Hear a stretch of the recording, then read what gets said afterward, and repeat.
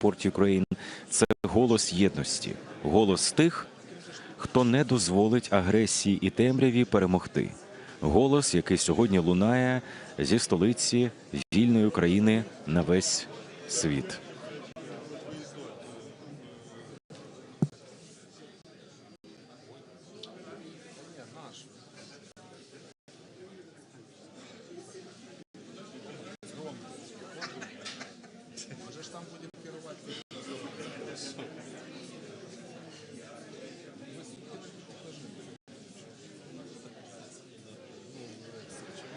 Зараз ми бачимо основну залу саміту Support Ukraine – «Підтримуй Україну», в якій за кілька хвилин розпочнеться ця важлива і, як ви бачили з попередніх анонсів і прибуття міжнародних гостей, міжнародна представницька подія, де справді лідери багатьох країн, міжнародних організацій, європейських провідних інституцій прибули безпосередньо особисто на саміт Support Ukraine – «Підтримуй Україну».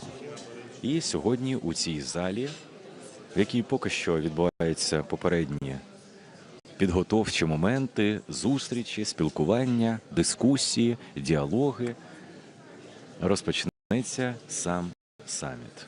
Тут уже присутні представники міжнародних провідних медіа, громадських організацій, дипломатичних представництв і, звісно, очікуємо на лідерів країн, очільників делегацій і очільниць делегацій, які прибули на сьогоднішню подію і які разом із нашим президентом Володимиром Зеленським розпочнуть цю важливу подію із тими актуальними, надважливими заявами, на які очікує і український народ, і очікує весь світ.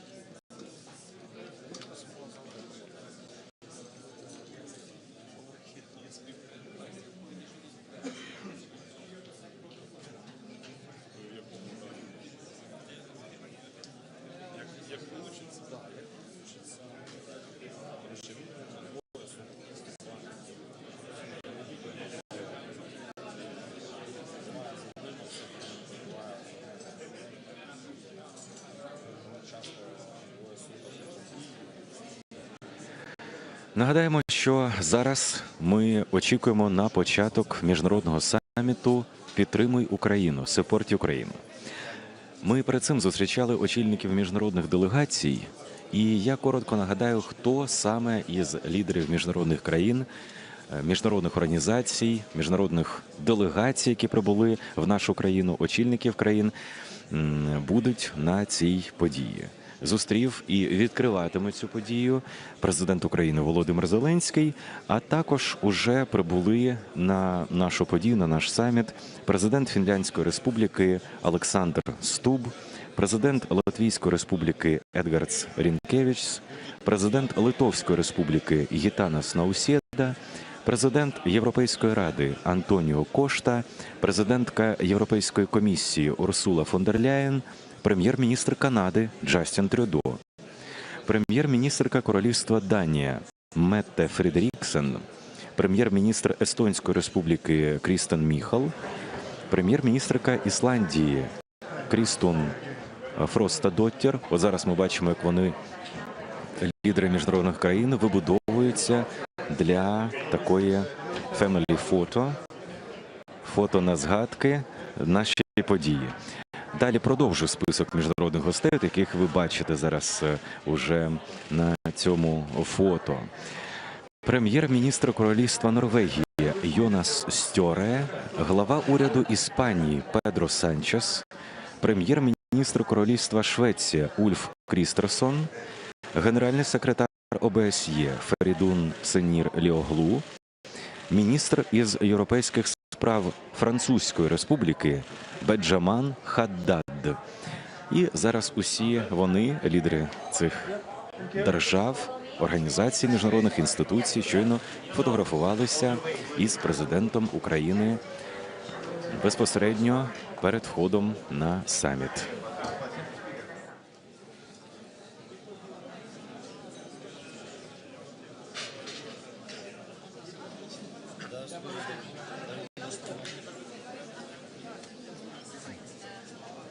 Шановні пані та панове, вітайте їх високоповажності.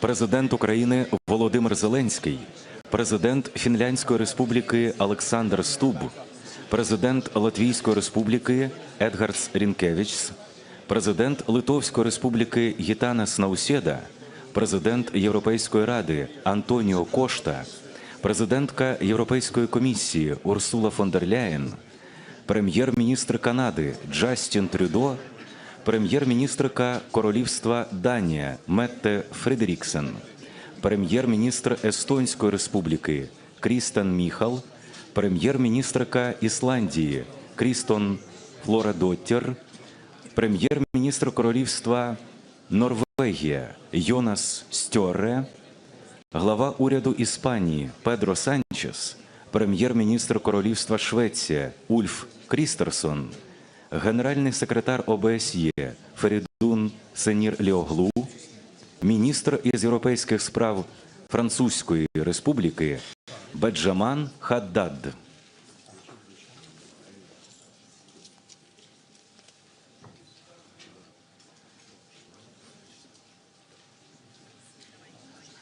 Пані та панове, вітаємо вас на саміті Support Ukraine. Підтримуй Україну. Слово має президент України Володимир Зеленський. Окей. Дуже дякую, шановні учасники нашої зустрічі, шановні лідери, шановні наші друзі, народи країн, які підтримали нас в Україні, а отже, і своє власне право на незалежність. Сьогодні треті роковини від початку цієї війни.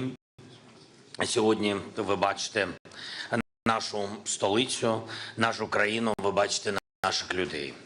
З лідерами, які прибули в Київ, ми почали цей день зі вшанування пам'яті наших воїнів, які віддали своє життя заради України.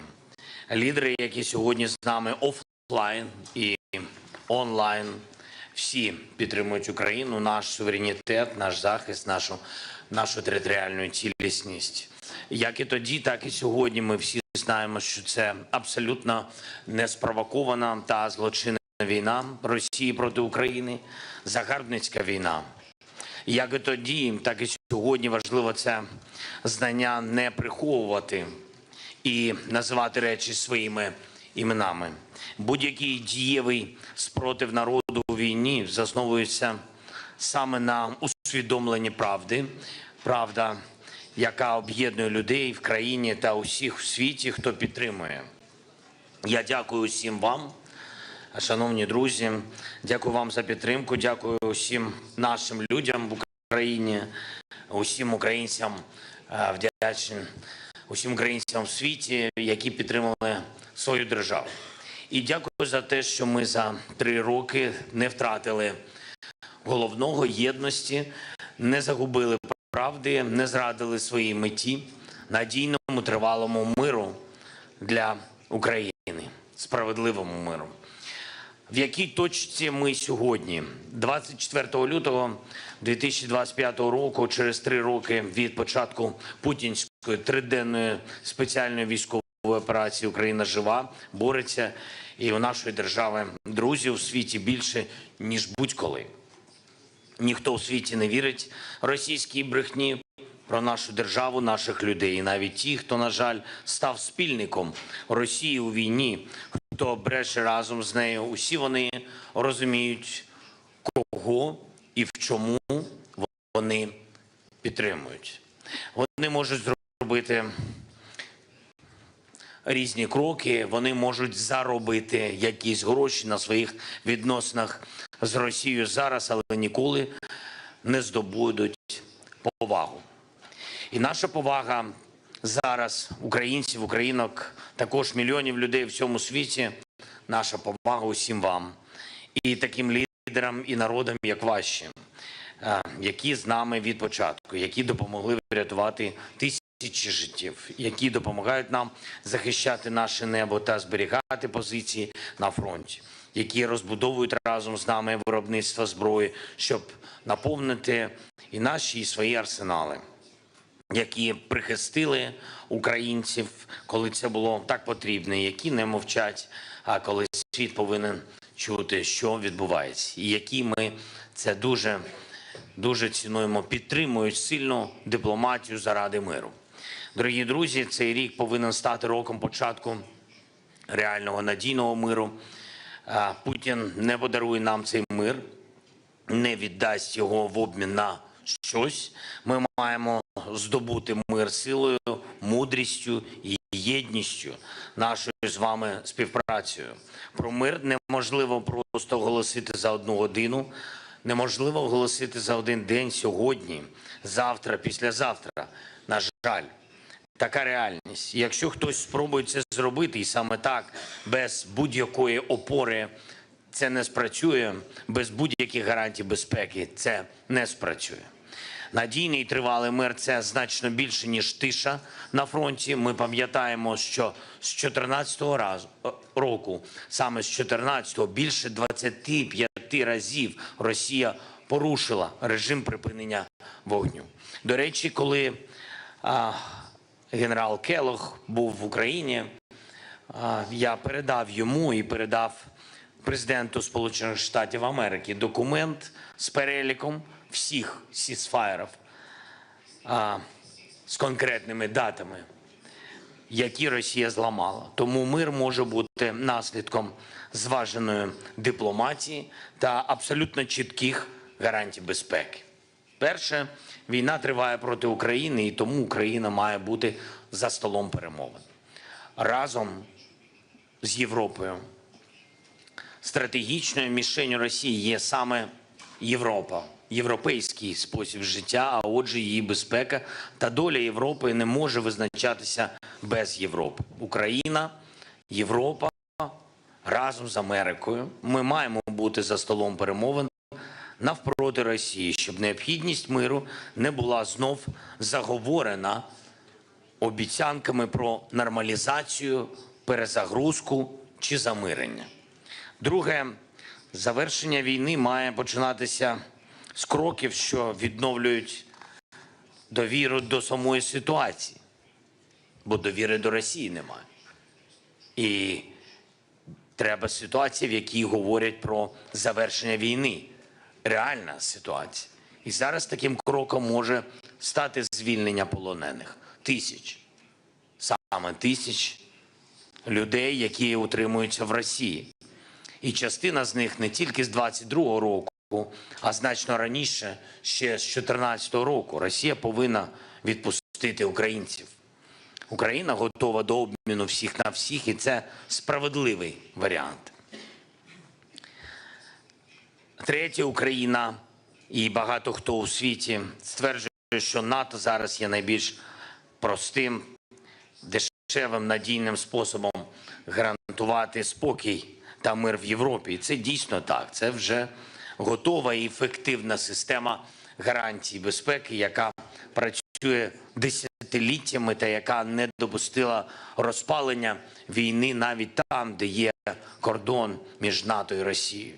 А це довгий кордон. Ми маємо чесно говорити, Україна заслуговує не тільки на членство в ЄС, але й на гарантії безпеки, які дає НАТО.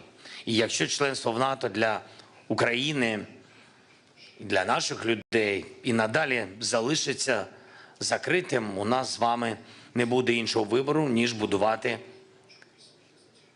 НАТО в Україні. Тобто забезпечувати таке фінансування, такі контингенти, таке оборонне виробництво, які означатимуть гарантований мир. Чи зможемо ми зробити це самі? Ні. Ні. І я вдячний всім вам, і я вдячний всім нашим партнерам, хто готовий допомагати. Гарантії безпеки – це ключ до миру, і чим надійніше вони будуть, тим довше будуть зберігатися мир. Четверте, у нас вже 28 двосторонніх безпекових угод з партнерами і майже з усіма, хто бере участь в сьогоднішній зустрічі. Це дуже чіткі зобов'язання, які роблять сильнішою Україну і ваші країни. Це оборонні, фінансові, політичні речі, які працюють передусім на нерозширення цієї війни. І нам потрібно збільшувати те, про що ми домовились з вами на двосторонній основі. Більше взаємодії, більше оборонного виробництва, більше фінансової стійкості, більш технологічні речі і те, що безпосередньо захищає життя людей, розвиваючи українську протиповітряну оборону. Ми створюємо основу нового європейського повітряного щита. Будь ласка, кожне зобов'язання щодо ППО, воно критично важливе. І на основі цього початкового фундаменту ми разом маємо створити дієву, достатньо для безпеки систему гарантій, для справедливого тривалого миру для України та всієї Європи. І п'яте, ми всі бачимо, яка турбулентність почалась в глобальній політиці. Але будь-які проблеми – це можливості. Збереження свободи в Європі прямо залежить від здатності нас, усієї Європи, стати щонайменше в безпеці незалежними. І ніколи Європа не може дозволити собі відставати в глобальній технологічній конкуренції. Зараз, на жаль, є моменти, фіксується таке відставання. І тільки у єдності, саме як об'єднаний континент, ми можемо це відставання виправити. Не хтось один саме для себе, а європейці разом для Європи, для всього світу. І всі партнери разом заради спільних завдань. 24 лютого не стало щасливим днем для Путіна, і саме тому, що ми всі об'єднались, українці в своєму домі, європейці на своєму континенті, Америка об'єдналась з Європою, сімка і всі у світі, хто відчув, яким несправедливим є вторгнення Росії. Зараз варто робити більше, ніж вчора, підтримувати одне одного більше, ніж будь-коли, щоб в цьому році можна було сказати, ми зробили все, що могли і мусили зробити, і ось мир є. Я хочу подякувати всім вам за підтримку, за те, що ми разом. Я пишаюся нашою з вами співпрацею, я дуже пишаюся нашою з вами дружбою. Дякую дуже. Слава Україні!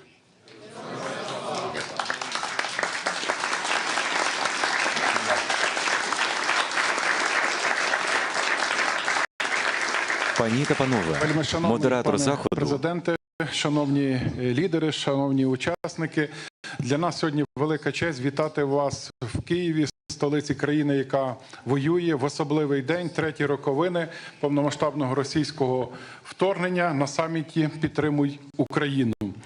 Російська агресія почалась понад 11 років тому, і цілі Росії залишаються незмінними. І ви були з нами від перших секунд повномасштабного вторгнення. Ми це дуже цінуємо і ніколи не забудемо.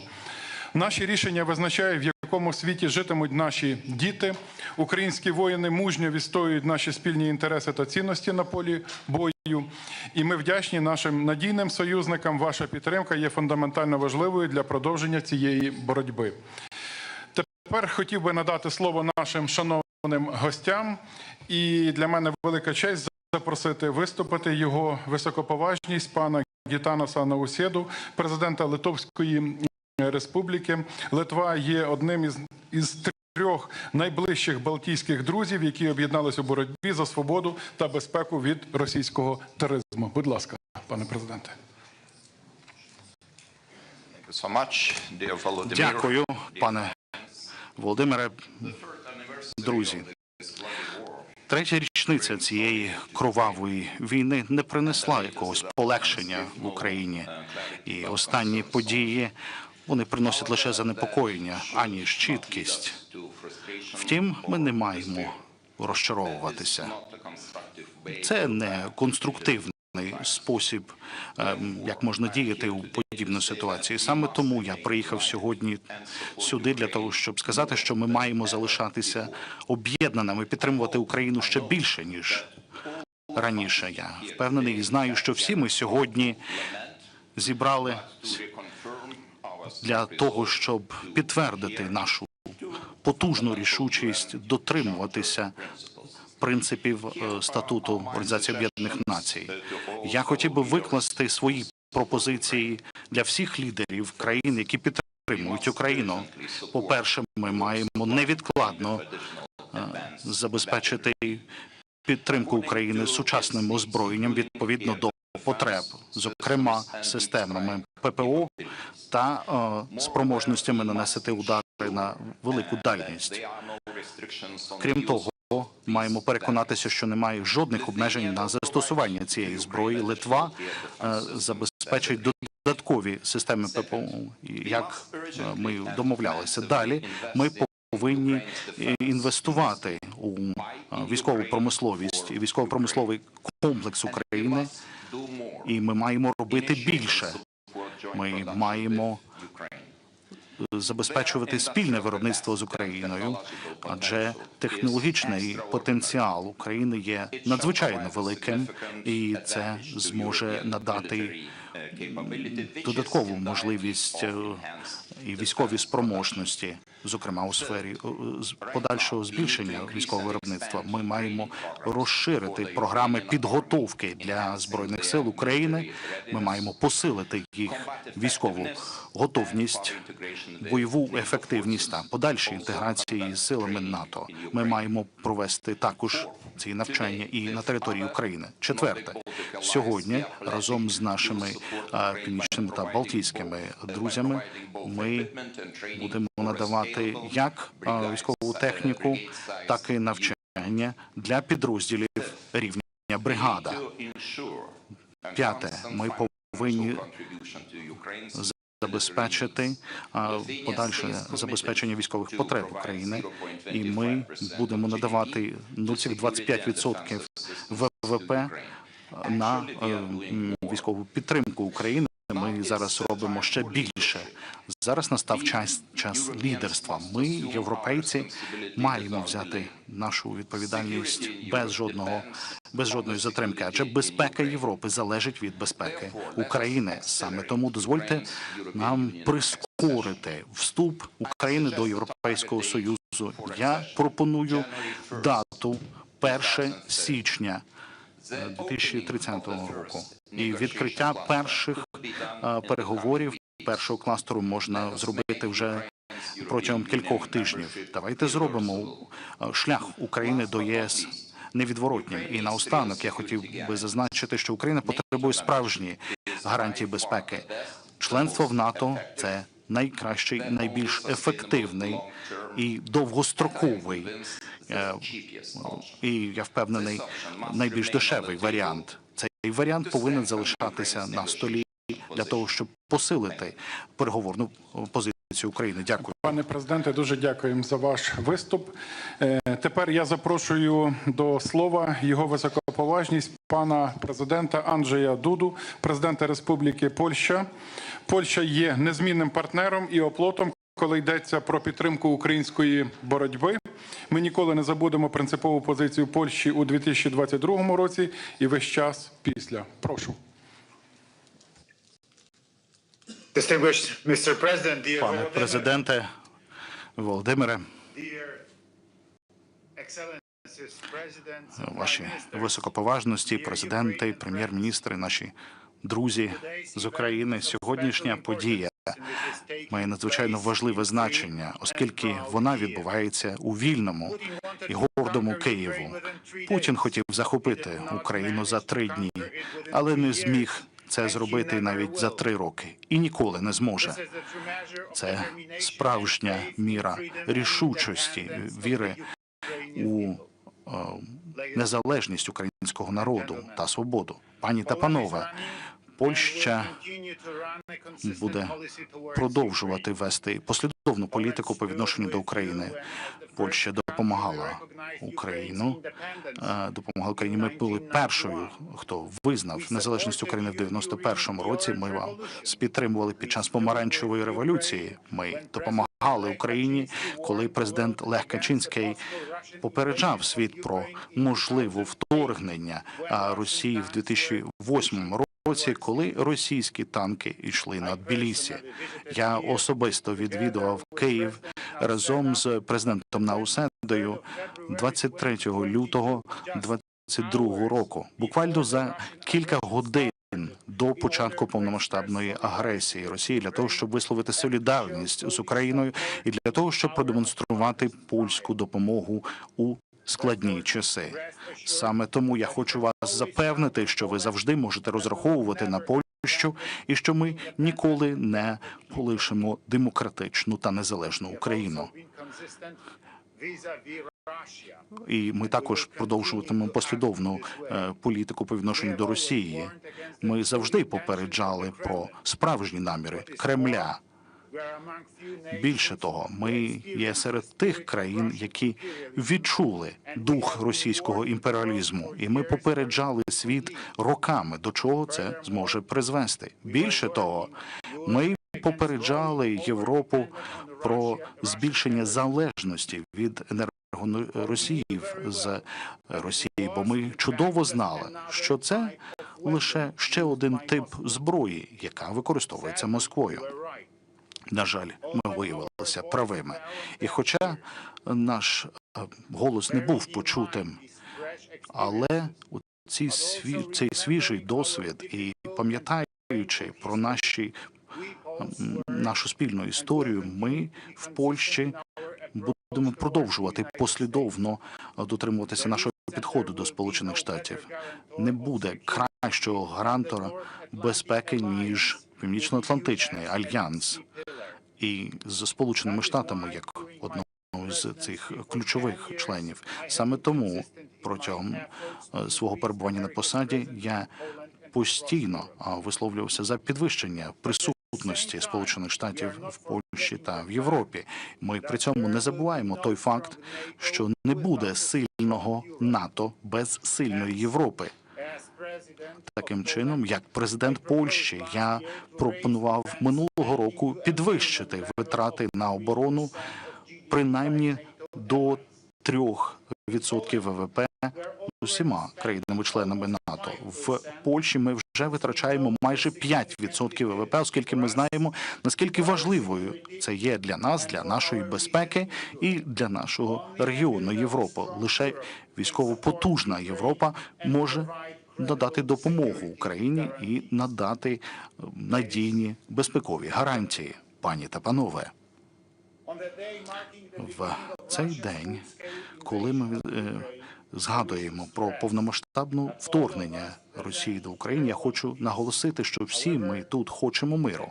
Але той мир, який ми намагаємося отримати, має бути справедливим, довготривалим і має основуватися на гарантіях безпеки. Більше того, Україна має бути представлена від самого початку офіційних переговорів. В іншому випадку недовготривалий мир швидко перейде у нову війну, можливо, навіть більш кроваву. Дякую.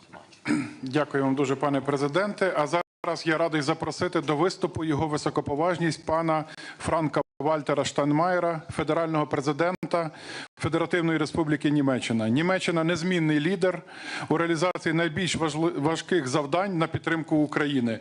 Ми цінуємо це та розраховуємо на вашу подальшу роль лідера. Будь ласка.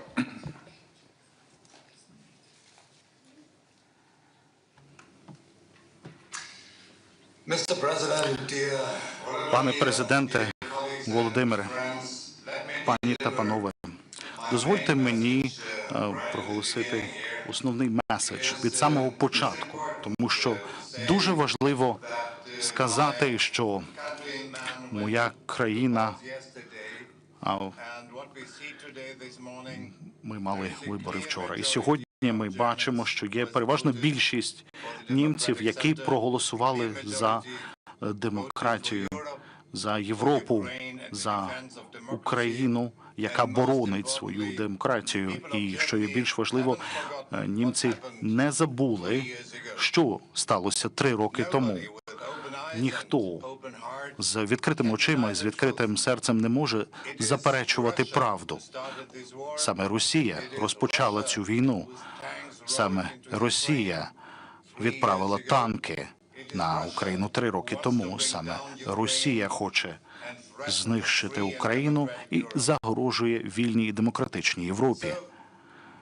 Таким чином, шановні колеги, що відбувалося протягом останніх кількох тижнів? Росія, можливо, отримала якусь можливість щось передати Білому домі, але легітимності вона при цьому не отримувала. Нічого з того, що вона робила протиправного, не стало відповідним до закону. Ніщо не є забуто. Чи хтось може дійсно подумати, що якісь розмови чи заяви можуть якимось чином порушити нашу рішучість, щоб ми стали зробити неправильний вибір? Ні. Якраз останні кілька тижнів посилили нашу рішучість як європейців, більш ніж це було раніше. Ми маємо стояти за наші цінності і за Україну. Протягом 3 років народ України боровся за свою свободу кожного дня, кожної ночі. Ми повинні зробити все можливе, щоб мужність і пожертва українців не були просто так. Ми повинні зробити все можливе для того, щоб Україна досягла справедливого та довготривалого миру. Хто б що не казав, немає сенсу проводити переговори без України. Ми маємо зробити все можливе, аби Україну не змушували ухвалити погану згоду. Мир необхідно виграти всіма нами разом. Це наша відповідальність. Якщо в нас стане бажання це робити, то в нас буде і сила це зробити. Європа вже стала найбільшим підтримником України, адже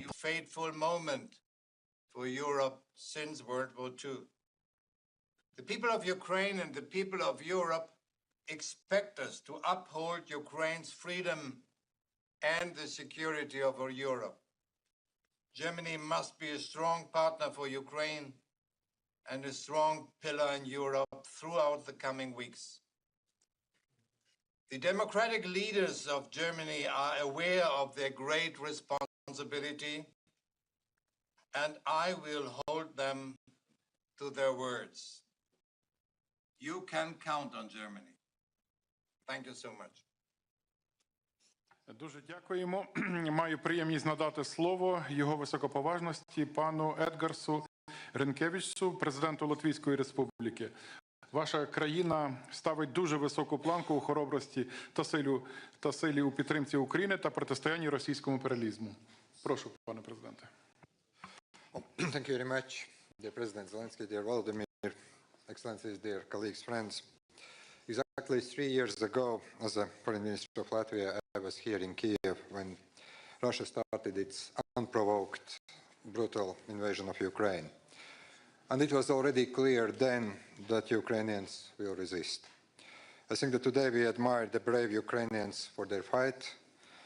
We stand with Ukraine, we support Ukraine, and I think that we all see that Ukraine has shown the world true resilience in its fight for the good and in its fight for its people. But it has also come at a great cost. People kidnapped and tortured, lives lost. Thousands of Ukrainian children have been abducted and are forced to live in Russia or occupied territories. And it is absolutely clear that it cannot be left in vain. Ukrainians deserve just peace. Ukraine must be at the negotiation table, not on the table. Europe must be at the table as well. As you said yesterday, dear Volodymyr, this is our table. And we must ensure that Ukraine is strong and independent. Russia is contained and deterred. Borders are not changed by force. Europe takes full responsibility for its security by investing in its own defense. Ukraine, Europe, and the United States work together to achieve durable peace. Europe is more powerful, as some critics may say, but what we need is a strong will. Today is a pivotal moment for the world and Europe. Europe must be brave like Ukraine and use Russian frozen assets for Ukraine. Europe must be brave to make fast decisions on budget deficit rules to finance security and defense. And Europe must be brave to mobilize our resources and ensure that Ukraine gets everything it needs on the battlefield and beyond. Latvia, with Nordic Baltic countries, have been among the strongest supporters of Ukraine, and we will remain so. As President Nausėda just said, the Nordic Baltic countries are pledging to support Ukraine by providing equipment and training for a scalable brigade-sized unit. My own country devotes 0.25 of GDP to Ukraine's military aid. We will continue to do that. Dear colleagues, to be strong like Ukraine, it is time to step up our efforts in defense and deterrence, boost defense industry. We need weapons now and not in 10 years, for both Ukraine and also for ourselves. Unfortunately, the age of hard power has re-emerged, and we need hard power. Europe must act now. Latvia has made the decision to invest 4% of GDP in defense, with the aim to reach 5% in the near future. And I think that the new norm for NATO and Europe is 3.5% of GDP. Ladies and gentlemen, we all want just and lasting peace for Ukraine. In order to achieve this goal, we need the United States, its commitment and goodwill. Equally, we need to step up European responsibility and effort. And we are at the opening of this process. Search for the best solution is not an easy one. And I believe that Ukraine, Europe, the United States can and should work to achieve this goal. We sometimes have disagreements, we sometimes have harsh rhetoric, but it is important that we all search for solutions. If we try hard, we definitely are going to succeed. Slava Ukraini! Дуже дякуємо, пане президенте. В Україні лунає повітряна тривога. Ми пам'ятаємо, що ми зараз живемо у час, військовий час, тому ще раз хотів це нагадати. І прошу взяти слово його високоповажність пана Петра Павла, президента Чеської Республіки. Чеська підтримка надзвичайно важлива. Ми цінуємо чеську артилерійську ініціативу, яка є успішною та інноваційним інструментом, який підтримує нашу боротьбу. Прошу, пане президенте. Thank you. Dear Volodymyr, dear colleagues, heads of states and governments, European Commission and European Council, it's great to see us all around the table, both physically and online, in support of Ukraine. For all of these 3 long years, when Russia is waging a full-scale war against Ukraine, I have no doubt that the ultimate goal of this aggression has always been to wipe Ukraine as we know it off the map. Yet the resilience of the Ukrainian people has proven to be unbreakable, and it deserves not only our admiration, but also our full respect. We all sincerely want a peace in Ukraine and for its people, but not a peace at any cost. A peace built on the humiliation of the victim, one that rewards Russia for its aggression, would not be a true peace. It would be a betrayal. We Czechs know all too well what such a betrayal feels like, having experienced it with the 1938 Munich Agreement. Any deal must be negotiated and accepted by Ukraine. It is obvious that every negotiation must begin with a clear recognition who is the aggressor and who is the victim. No room for ambiguity here. Volodymyr, you were democratically elected by the Ukrainian people, and your legitimacy remains unquestionable. As Ukraine is fighting every day for its survival, this is neither the moment, nor it is practical or just to weaken leadership, but rather to ensure stability and resilience. And you, Volodymyr, are a symbol of this resilience. It is our collective duty to help Ukraine resist and prevail in this war. Without peace in Ukraine, there can be no lasting peace in Europe. We need to get ourselves together and to act now. Deterring Russia is the only way forward. Today, I would like to stress 5 points. First, we must collectively continue helping Ukraine build up its own robust defense capabilities. And Czech companies are already contributing and will do its part in the future as well. Second, it is crucial to continue with military supplies to Ukraine. In this regard, the ammunition initiative and all other similar initiatives have proven effective. Third, I fully support the idea of a joint EU loan by providing arms to Ukraine and for further macroeconomic aid. Fourth, the process of Ukrainian accession to the EU and incorporating Ukraine into the European single market must accelerate. And fifth, we must ensure that Ukraine is in the strongest possible position for negotiation with the ultimate goal of a future NATO membership. Too much is at stake. Either we allow our sovereignty to erode piece by piece and fade into irrelevance, or we manage to step up and never to be sidelined again. Dear colleagues, I'm confident that Europe is stronger and more capable than we often realize. Dear Volodymyr, let me reaffirm that Czechia will continue supporting your country by all necessary means. We will stand with Ukraine. Slava Ukraini! Дуже дякую.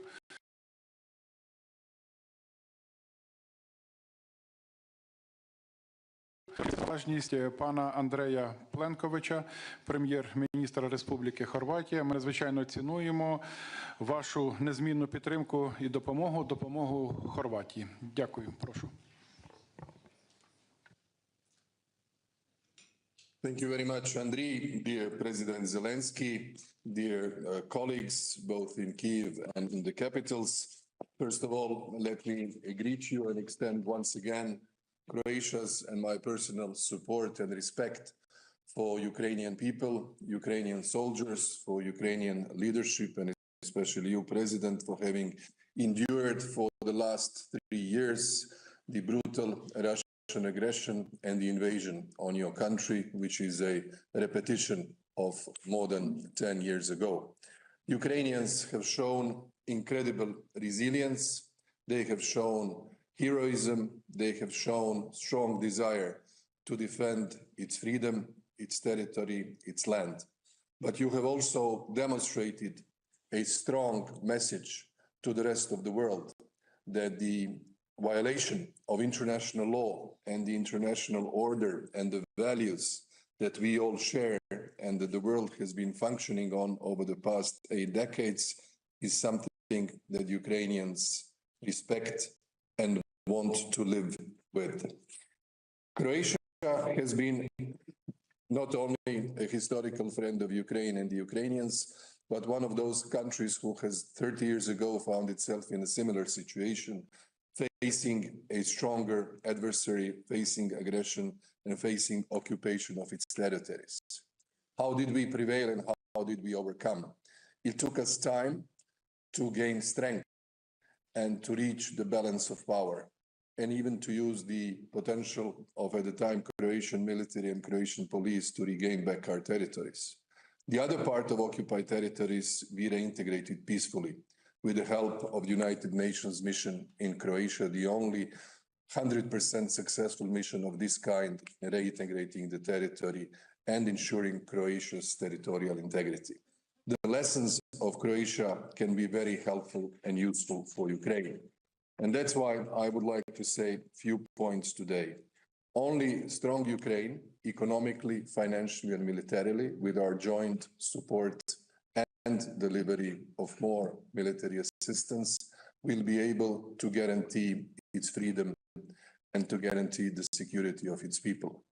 Second point is that the peace efforts which are currently on the table should be leading to a just, comprehensive peace that will not violate the principles of international law, and that is your sovereignty and your territorial integrity. Peace should not be seen in the wider political and mediatic space as an opportunity to comment that it was a forced capitulation of Ukraine. Peace should not be seen as an opportunity to leave the political space to Russia to claim victory. Peace should not be seen as an opportunity to say that the Western allies and partners and friends of Ukraine have been led into the position that would be contrary to everything that we have been standing for over the past 3 years. Peace should be stopping the killing, but should immediately include the plan of the reintegration of your occupied territories.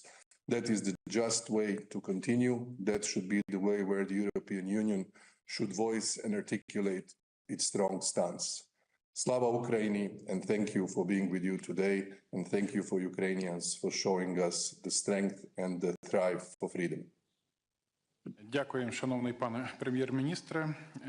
Мені зараз дуже приємно запросити до слова його високоповажність пана Олександра Стуба, президента Фінляндської Республіки. Підтримка Фінляндії є дуже цілеспрямованою та ефективною. Дякуємо вашій країні за послідовну і непохитну позицію. Ви добре знаєте, що означає жити поруч з Росією. Будь ласка. Thank you very much. Volodymyr, given that I'm sitting here next to you, this is more of a personal address than anything else. You see, I think we in Finland understand exactly what you're going through. We have 1,340 kilometers of border with Russia. In November 1939, Russia attacked us, completely unprovoked. We fought 2 existential wars against Russia. The first one was the Winter War. It lasted only 105 days, and we were able to hold the line. The second one was the War of Continuation, which lasted pretty much 1,100 days. And that's what you've been going through right now. And essentially, for me, this war is about the existence of nationhood in Ukraine. And that nationhood is based on a triangle. And that triangle is something that we thought would be respected ever since the end of World War II. And that is independence, sovereignty, and territorial integrity. Now, in World War II, Finland had to accept a peace with Stalin. And I'm sure we're going to have to accept a peace with Putin. But the peace that we accepted had only one out of the three statehood principles in it: independence. We were the only country bordering the Soviet Union that was able to retain our true independence. But we lost our sovereignty. You know, we couldn't decide the clubs we wanted to join. We were able to join the EU only when the Soviet Union collapsed in 1995. And we lost 10% of our territory, including the areas where my grandparents were born and where my father was born. Now, the only reason I'm saying this is that the support that you will see from the Finnish public, and I think from all around this table, is the support of identity and historical experience. Now, my big point is that there seems to be some misunderstanding about what is going on here. Russia obviously started this war, but remember that it started this acquisition of territory and spheres of interest already in 2008 by attacking Georgia, and then in 2014 by annexing the Crimean Peninsula. And then at the end of the day, we are now here to commemorate the third anniversary of the beginning of the full-scale war, but the war has been going on for pretty much 11 years, ever since 2014. And a lot of people don't understand that this is not only about Ukraine, but this is also about Europe. This is also about the United States. This is also about international law. And at the end of the day, it's about the world order. So if we now allow Russia to do what it wants to do, in other words, stop the existence of a Ukrainian state, then it's not only Ukraine that has lost, it's Europe that's lost, it's the West that has lost, and also the United States that has lost. And for those who doubt about this, let me say one thing very clearly. You cannot trust Putin. You cannot make a deal with Putin, because that means basically a deal also with China. I also say that for those who doubt, the only way in which Ukraine is going to fully win this war is that we continue the support that we have given you from the beginning. And I also say that if Russia gets what it wants now, trust me, it's not going to stop with Ukraine. We know that Putin will continue because his mind is one of imperialism and spheres of interest. So self-evidently, Finland will continue to support Ukraine for as long as it takes. We're the fifth biggest donor, GDP per capita. Let me finish off, however, by saying that I think in the past 2 weeks, we've been sort of a little bit lost. A new American administration has come in, and we have heard conflicting messages. I believe that we need to take the initiative back. And by that I mean to say that there needs to be something concrete on the proposal, on the table. So let me propose today something that I've spoken with you about and with many around the table. It's not a peace plan, but it's a sketch of a process. And that process, in my mind, goes very simply in three phases. The first phase is before the actual ceasefire. This is the phase when we put maximum pressure on Russia, including sanctions, including using the frozen assets, and of course, including continuing the military support for Ukraine. This is also the time when I think European leaders need seriously talk about security arrangements. And of course, the lead comes from Ukraine. You have the biggest land force and most experienced land force in Europe. But there needs to be support from Europe, and the backstop needs to come from the United States. All of this needs to be settled before a ceasefire is brokered, whether that's Easter or whenever, we don't know. The second phase is the ceasefire phase. And the ceasefire basically means that there's a contact line, probably monitoring thereof, but it also means that two things are put into place. First is a negotiation on the actual agenda and modalities of the peace process, because there is no peace process, there is no agenda, there are no modalities.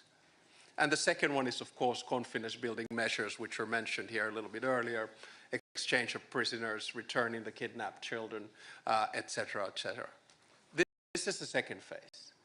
Then only begins the third phase, and we're far, far, far from it. And that is the actual peace process. That's when there is conversation about territory, that's when there is conversation about reconstruction, and that's when there is conversation about unraveling the sanctions. Having said all of that, very conditional by the way, having said all of that, I think we need to make clear to the Russians and everyone else that there are a few things that are completely off the table in these negotiations. One is EU membership. It is not Russia who decides on EU membership. It is the European Union who does that. Two is NATO. It is not Russia that decides on NATO membership. It is the alliance itself. Three is Ukrainian defense. It is not Russia that decides on what Ukraine has by its border, when, where, and how. And four, European security arrangements or order. It's not Russia that decides on that. We already have a European security order and should stick to it. So those are off the table. And let me just finish off, because I do think this is such an important day, and I was watching all the colleagues on Maidan Square and the rest of it. But I do think this is a day when we have to honor the fallen Ukrainian heroes. I also believe that this is a day where we have to face the fact that Putin has lost this war, in a sense that we will see a European Ukraine, we will see eventually Ukraine in NATO, we've seen a unified European Union, and hopefully a stronger transatlantic alliance in the long run. And on a day like this, I think it's time to pave the way for a plan for Ukrainian victory. Slava Ukraini.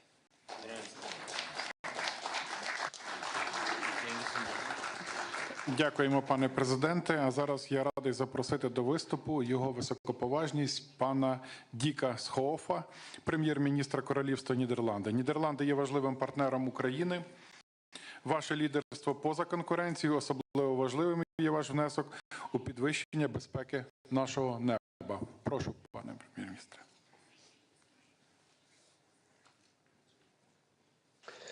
Thank you. Mr. President, dear Volodymyr, colleagues, ladies and gentlemen. One of my first international trips after I became Prime Minister of the Netherlands last summer was to Zaporizhzhia, was to Ukraine. It was an experience I will never forget. I spoke to veterans, I visited an underground school, and I saw with my own eyes the devastating impact of war. But what struck me above all was the bravery and the resilience of the Ukraine armed forces and the Ukrainian people. For 3 years now, you have resisted the most brutal and fierce attacks by the Russian aggressor. Fighting for freedom, fighting for independence, fighting for the right to shape your own future. The government and people of the Netherlands admire you greatly for that. The purpose of that first visit was very clear: to reaffirm that the Netherlands stand with Ukraine and that we will continue to do so. But today, I can only repeat that message, also on behalf of His Majesty the King. Ukraine can count on our unwavering military, financial, and political support, now and after the war, when justice must be done and Ukraine must recover. So it's good to see so many of you today. It shows that support for Ukraine remains strong and widespread. Today marks the start of the 4th year of the terrible war. Let us hope that it also marks the beginning of the end. In the past few turbulent weeks, we have been face to face with history. None of us can predict what will happen over the next few weeks and months. But whatever that may be, for the Netherlands, there can only be one outcome. And that is a just and lasting peace, both for Ukraine and for Europe. That means a peace that not only ends hostilities here and now, but also guarantees a safe future. That's why it's so important that Ukraine remains strong on the battlefield. Because we need peace through strength and not the enduring threat of war through weakness. And furthermore, it's crucial that your voice and our voices are heard in the negotiation process. Nothing about Ukraine without Ukraine. Nothing about Europe without Europe. Thank you, Volodymyr, for inviting us to this summit. Thank you all for attending and showing your support.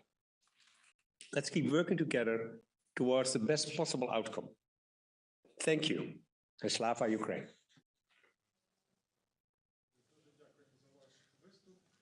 І мені дуже приємно запросити до слова його високоповажність пана Джастіна Трюдо, прем'єр-міністра Канади.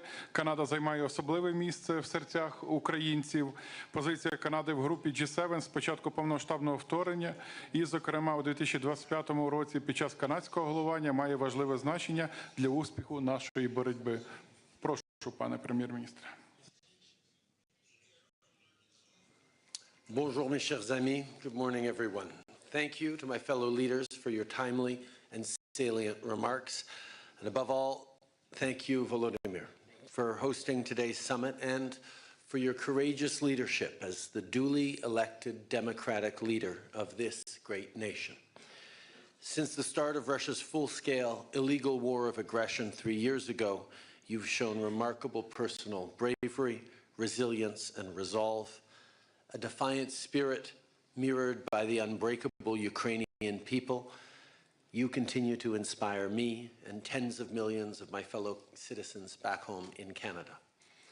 But let us be frank, you and the Ukrainian people should never have had to endure even a single day of this unjustified, brutal war, let alone 1,096 of them, or more accurately, over 4,000 of them since Russia illegally seized Crimea back in 2014. This is not a conflict Ukraine wanted, provoked, or asked for in any way.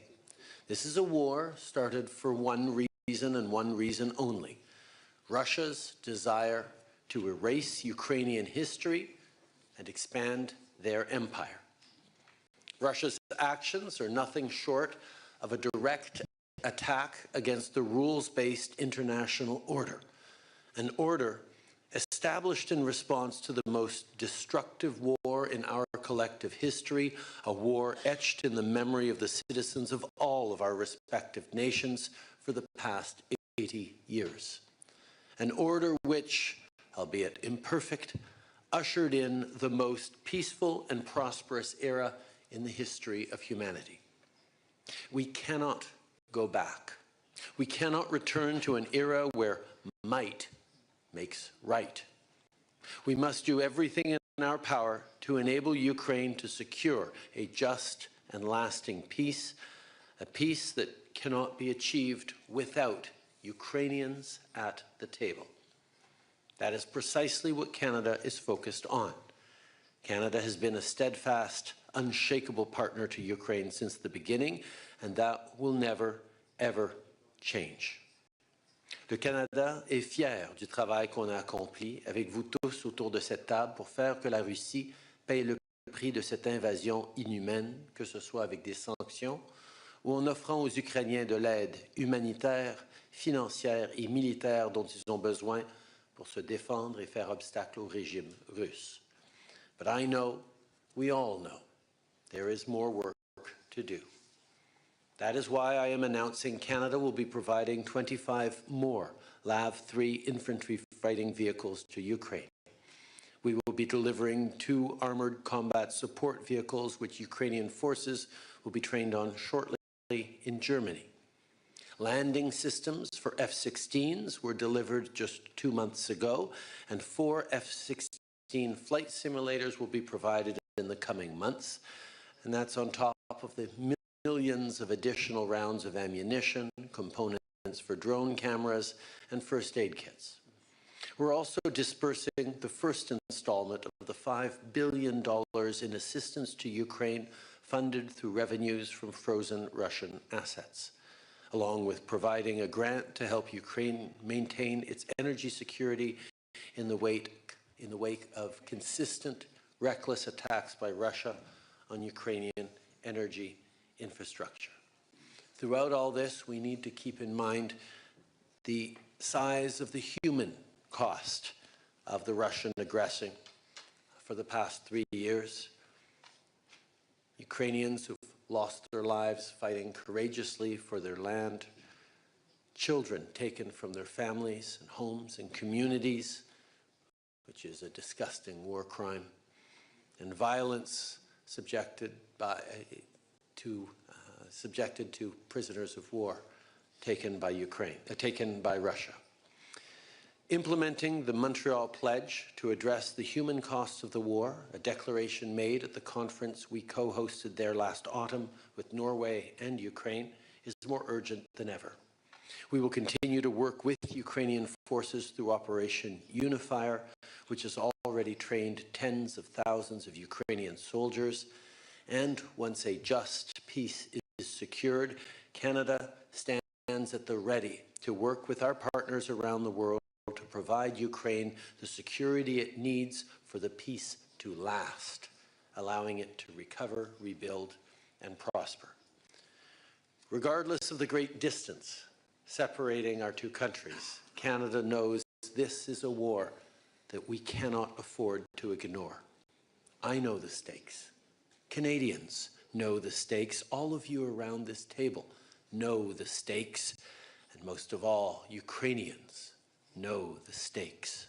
This is a war of aggression on Ukraine's people, culture, identity, and very existence. But it's also a war on our way of life. It's a war on democracy, on the rule of law, on self-determination, a war on justice, and a war on truth. At this critical moment, I think of the words of the great Ukrainian poet, Taras Shevchenko, whose works have been echoed by millions of Ukrainians as a source of inspiration. You must fight on, you will triumph. God is helping, leading. At your back are justice, glory, and sacred freedom. That excerpt was proudly recited in Independence Square by Serhiy Nihoyan, the first martyr of the Revolution of Dignity, shortly before he was killed. And 11 years later, it continues to ring true. Ukrainians will triumph because Ukrainians are fighting for what is right.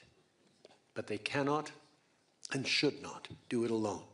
It's up to all of us in this room and around the world to meet this moment as well. And we can't wait.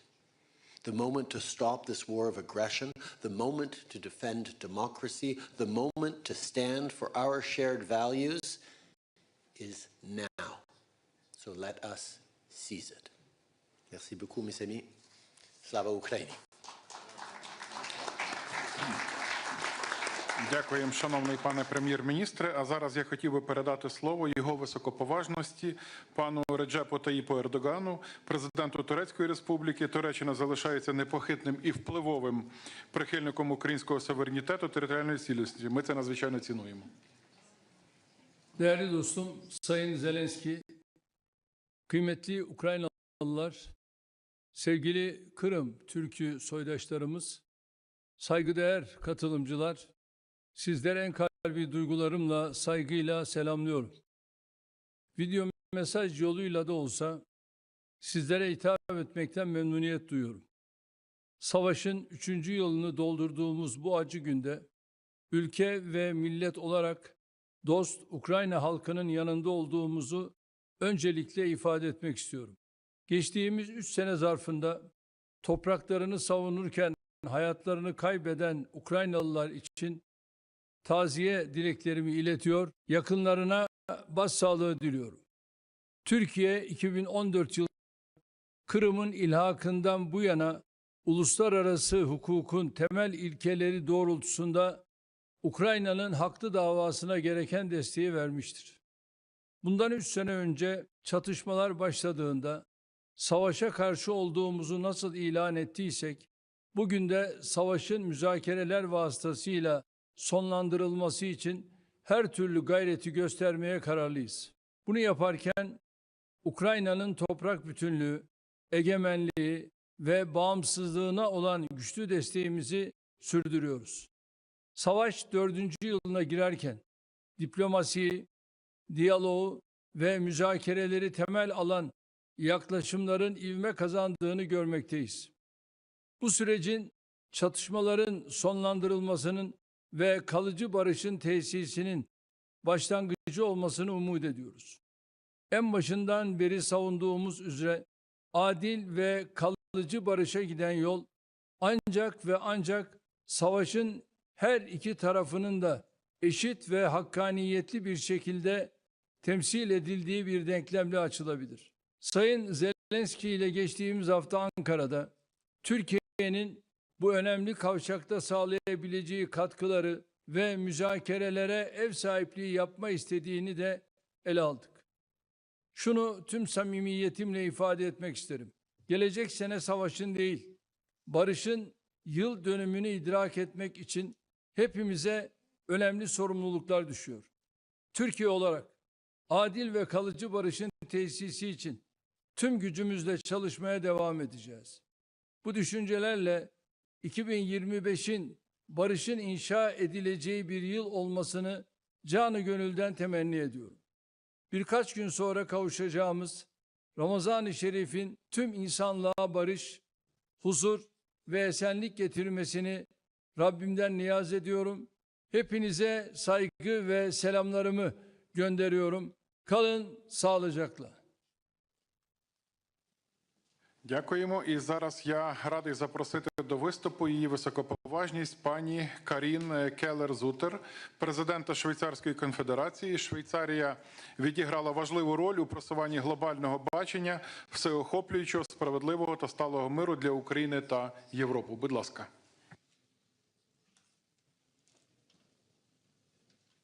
Thank you so much, Mr. President, Excellencies, ladies and gentlemen.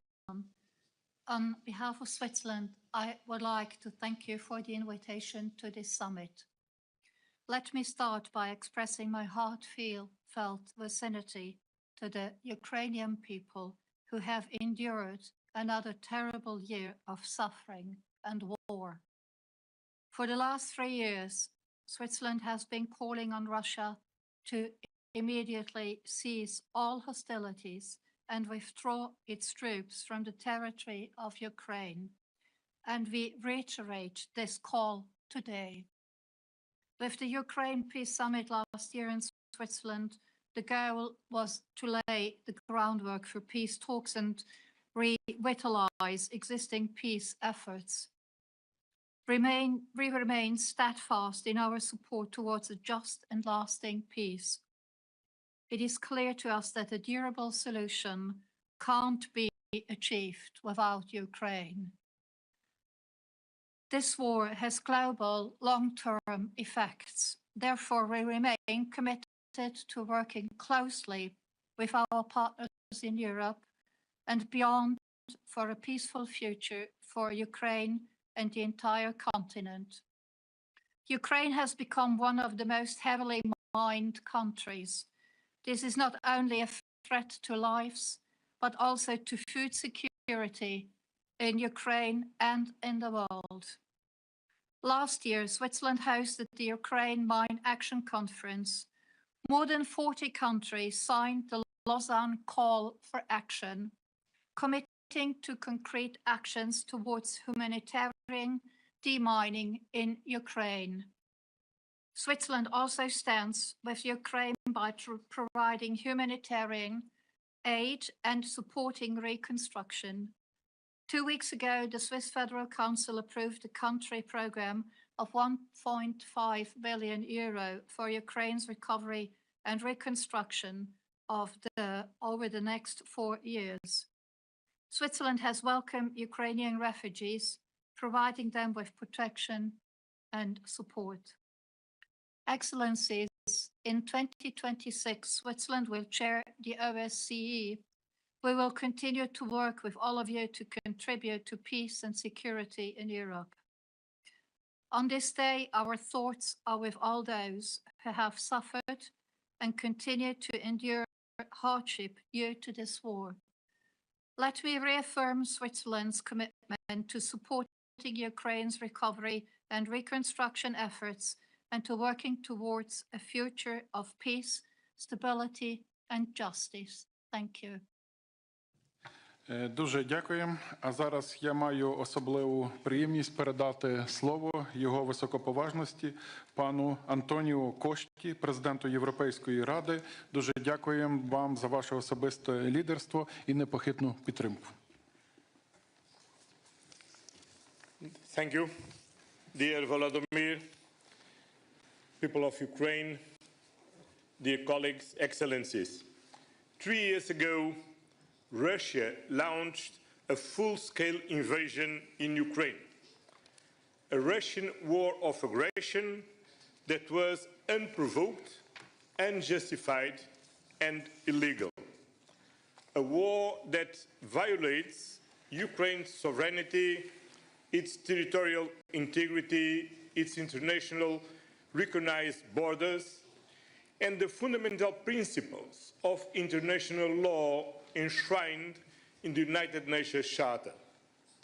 My thoughts are with all Ukrainians, with all those who have lost a family member and friend, with those who are wounded. The suffering Russia has inflicted in Ukraine is cruel and unjustifiable. The presence of all of us here today is a demonstration of our solidarity with people of Ukraine and with you, President Zelensky. We were here with you from day one. We stand and we will stand with you side by side, shoulder to shoulder, in the war, in future peace negotiations, in the reconstruction, and as a member state of the European Union. We all want this war to end and the suffering and destruction to stop. This is why this moment is so important. Russia is a threat to the international rules-based order. Putin wants to divide us, and we show here today that our support is strong, united, and unchanged. There will be no credible and successful negotiation, no lasting peace without Ukraine and without the European Union. Only Ukraine can decide when the conditions are met to start a peace negotiation. Peace cannot be a simple ceasefire. It needs to be a durable agreement. Peace should not reward the aggression. We need to learn the message from the past, from the Budapest and Minsk agreements. Only concrete and strong security guarantees will ensure a comprehensive, just and lasting peace in Ukraine and in Europe as a whole. The European Union is ready to do whatever it takes for its security and to continue to support Ukraine. That is why I'm convening a special European Council next week on the 6th of March on supporting Ukraine and strengthening Europe's defense. Working very close with the European Commission and with Ursula, we are ready to effectively deliver on our defense capabilities and to significantly invest on it. We are ready to increase our financial and military support to Ukraine. And we are ready to build Ukraine's future within the European Union. Ukraine, you can count on us, and Slavia Ukrainia. Дуже дякуємо. Сьогодні ми маємо честь слухати не лише промови і виступи світових лідерів, а також матимемо честь почути і наших мужніх воїнів з передової. І зараз для мене особливо приємно і почесно надати слово відважним воїнам 93-ї окремої механізованої бригади «Холодний Яр», які боронять нашу батьківщину на Покровському напрямку. Головний сержант батальйон безпілотних систем Денис Кардаш. Прошу до слова. Вітаю всіх, слава Україні!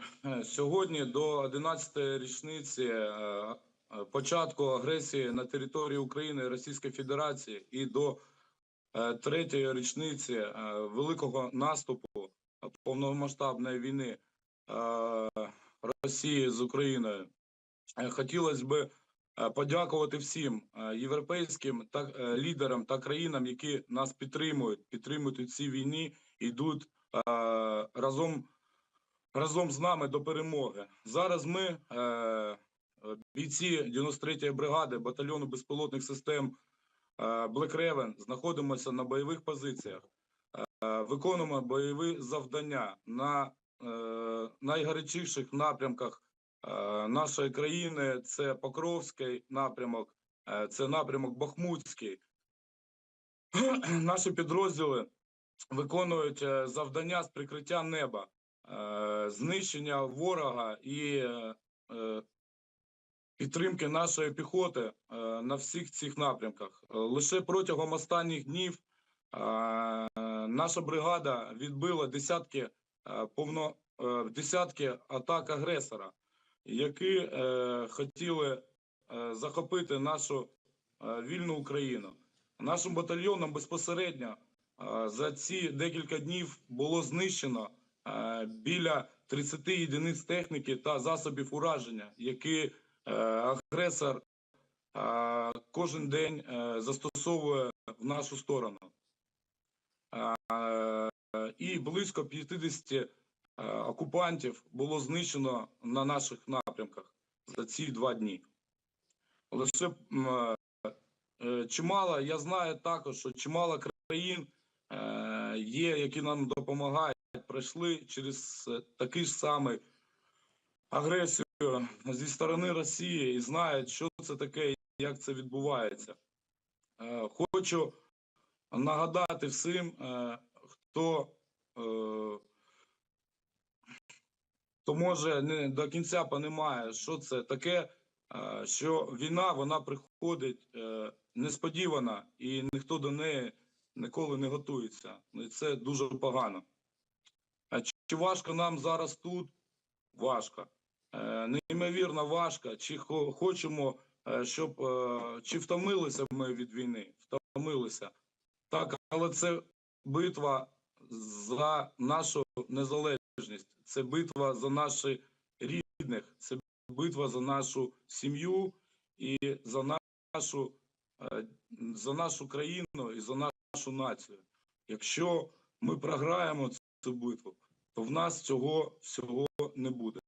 Не буде майбутнього наших родин і наших дітей.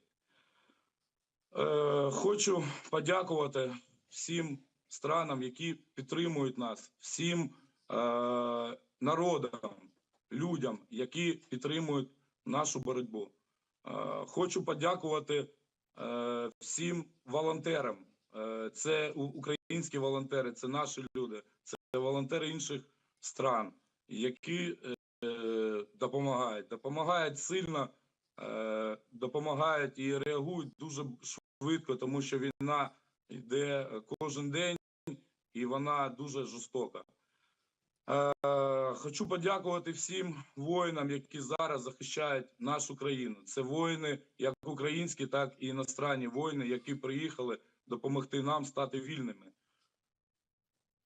Дякую всім.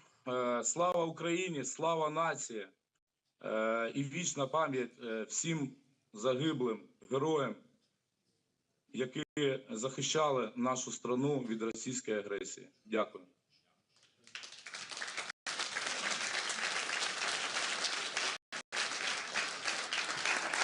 Дякуємо нашим мужнім воїнам за героїзм.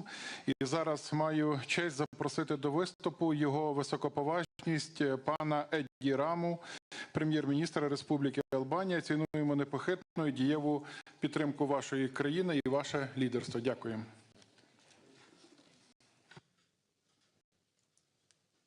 Thank you very much, and thank you for especially including me and Albania here. I'm aware that I am the tallest of all of you, but I represent a country that is maybe irrelevant in this state when it comes to manpower and when it comes to military power and all this. I cannot but fully agree with everything that was said, and I don't want to waste anyone's time by repeating the fundamentals that all the friends and the colleagues around the table have underlined. However, I cannot prevent myself to raise a question because it seems to me, following the whole meeting, that nothing has happened.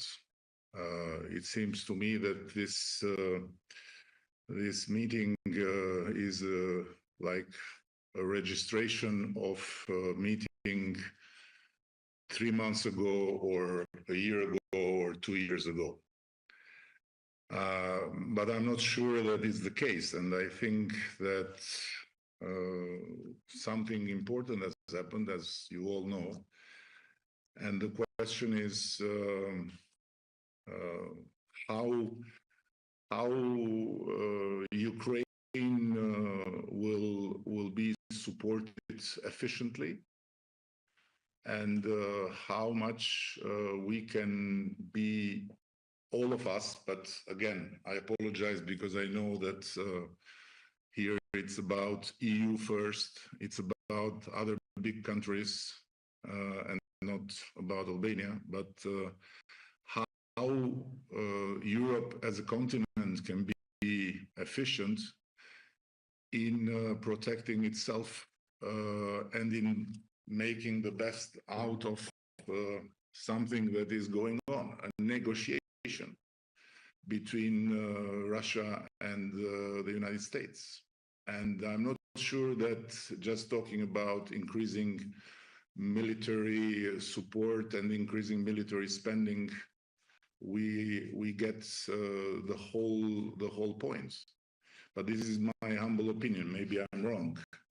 And what I just shared yesterday with Volodymyr in our conversation, I want to share with you that in my understanding, Europe as a continent need to have a long trench of diplomacy, including Great Britain, of course, Turkey, European Union, by no doubt, and have a position. Have a position because I'm afraid that it will be unsustainable with the public opinions, especially in the western side of the continent, to continue and just say what we are saying here, but in the meantime, looking US and Russia striking a deal and Ukraine being cut out or being imposed something that may be totally unjust. So we have been for a long time in the American autopilot. Now the autopilot seemingly is off. Nobody knows for how long. And I believe that it's time to have a deeper reflection than just what we will do in terms of military support or military spending. because it for sure is very necessary, but might not be enough. And so, with all this being said, I repeat, no doubt that we are fully behind Ukraine. No doubt that we are fully behind any decision the grown-ups in this space will make. But some doubts about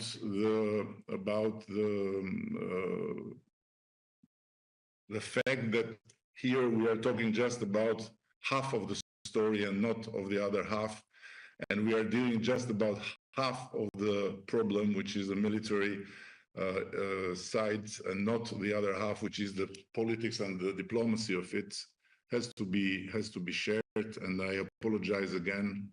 I'm very much aware that the relevance of my country is not as big as to change anything, but just some food for thought, because I'm afraid that if this thing will go on like this, sooner more than later, especially the Western countries will have to face public opinions that may bring things to a total collapse of the democratic forces. Thank you. Дуже дякуємо. І зараз я радий запросити до виступу його високоповажність пана Сігеру Ісібу, прем'єр-міністра Японії. Японія – друг і союзник. Японія дуже добре розуміє, що Росія насправді ніколи не закінчує своєї війни. 2025 рік – це час, коли ми визнаємо, що безпека європейського та індотихоокеанського регіонів нероздільні, і діємо відповідно. Прошу, пане прем'єр-міністре.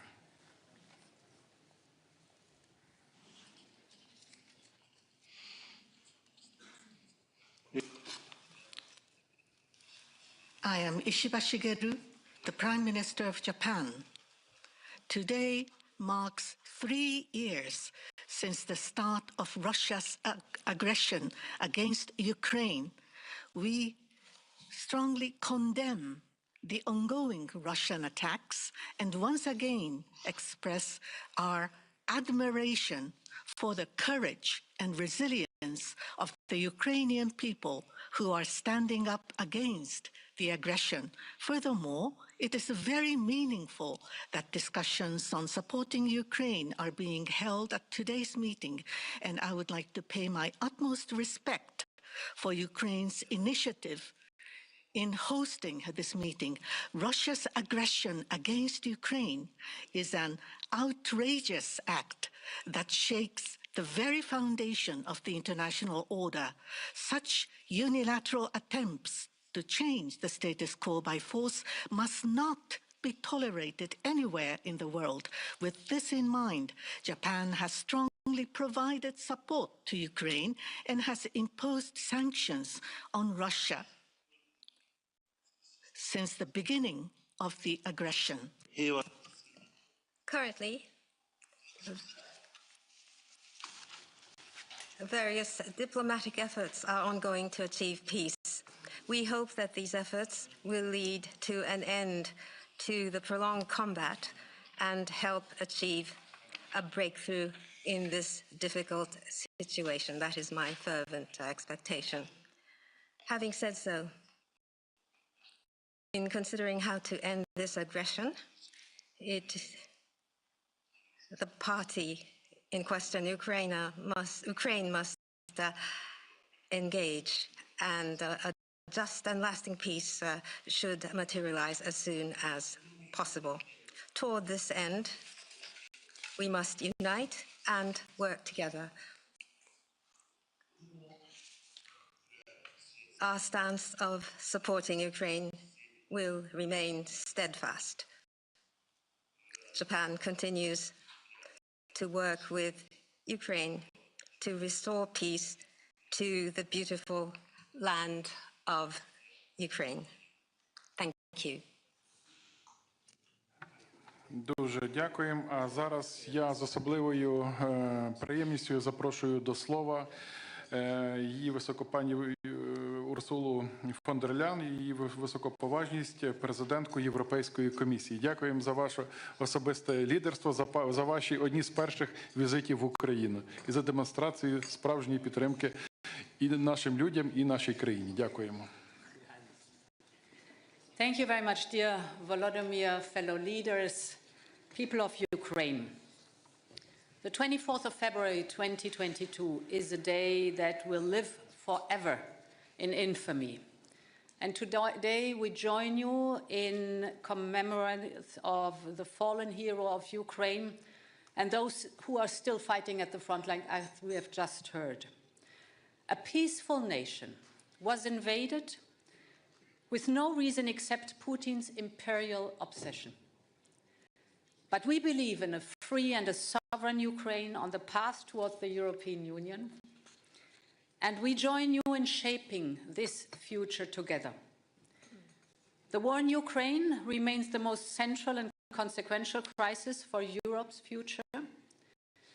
Putin is trying harder than ever to win the war on the ground. His goal remains Ukraine's capitulation, and we know what could happen next, because it has already happened before.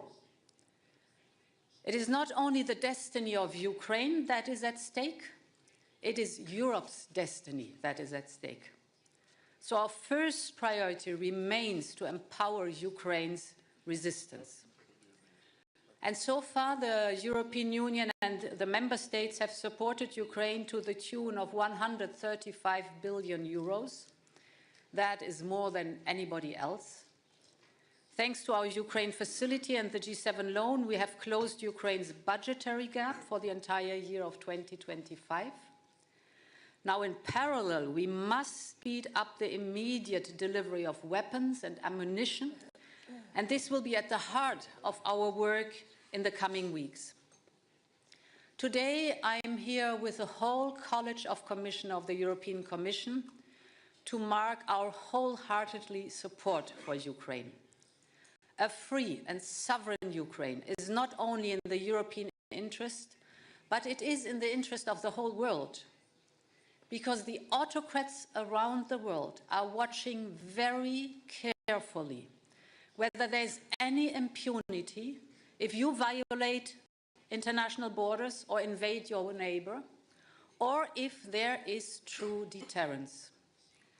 This is not only paramount for Europe, it is also important for Asia, for Africa, and for both sides of the Atlantic. An investment in Ukraine's sovereignty is an investment in the prevention of future wars. And there is more in for Europe and the world. Ukraine has a highly innovative and thriving defense industry. This should never fuel the arsenals of an aggressive power, but it should strengthen the resilience of a European Union with Ukraine as its member that is taking on more responsibility for its own security. Ukraine has a lively startup scene with a lot of experience in the rising sectors like artificial intelligence and drones. The can-do attitude and the entrepreneurial spirit of young and dynamic Ukrainian companies can provide important impulses to Europe's competitiveness. Dear Volodymyr, Europe is here to strengthen Ukraine in this critical moment. I can announce that a new 3.5 billion euro payment for Ukraine will arrive already in March. Second, as President Costa just has announced, there will be a special European Council, and I will present at this special European Council a comprehensive plan for defense investment, for scaling up our European arms production and defense capabilities, but also for investment in Ukraine's defense industry, scaling up your arms production, your defense capabilities. So this will be a plan for the European Union and for Ukraine. And then there's a third point I want to speak about, that is energy. For 3 years, Russia has sought to plunge Ukraine into darkness by relentlessly targeting the energy infrastructure. Therefore, the Commission has prepared an ambitious package on energy security. The aim is to ensure a resilient, a secure, competitive energy system for Ukraine. Together, we have managed during this winter already to provide 1.8 gigawatt. But now we will fully integrate Ukraine's and Moldova's electricity market in our own electricity market by the end of next year. And we will seize the full potential of Ukraine's vast gas storages, of which 80% are located closer to the EU member states. And this will generate income for Ukraine. And we will accelerate investment in Ukraine's renewable energy. All these efforts will result in greater energy security for both the European Union and Ukraine.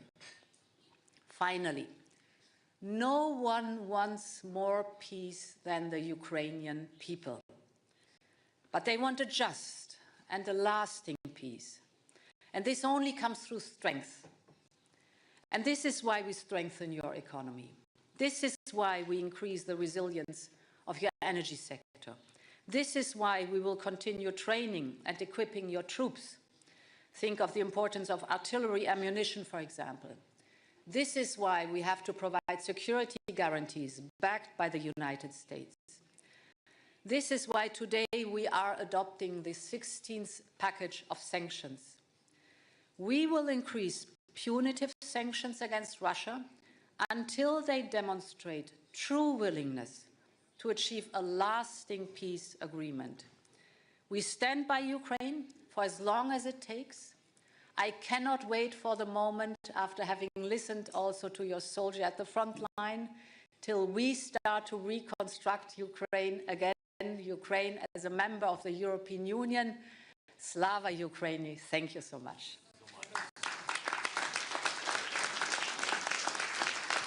Дуже дякуємо.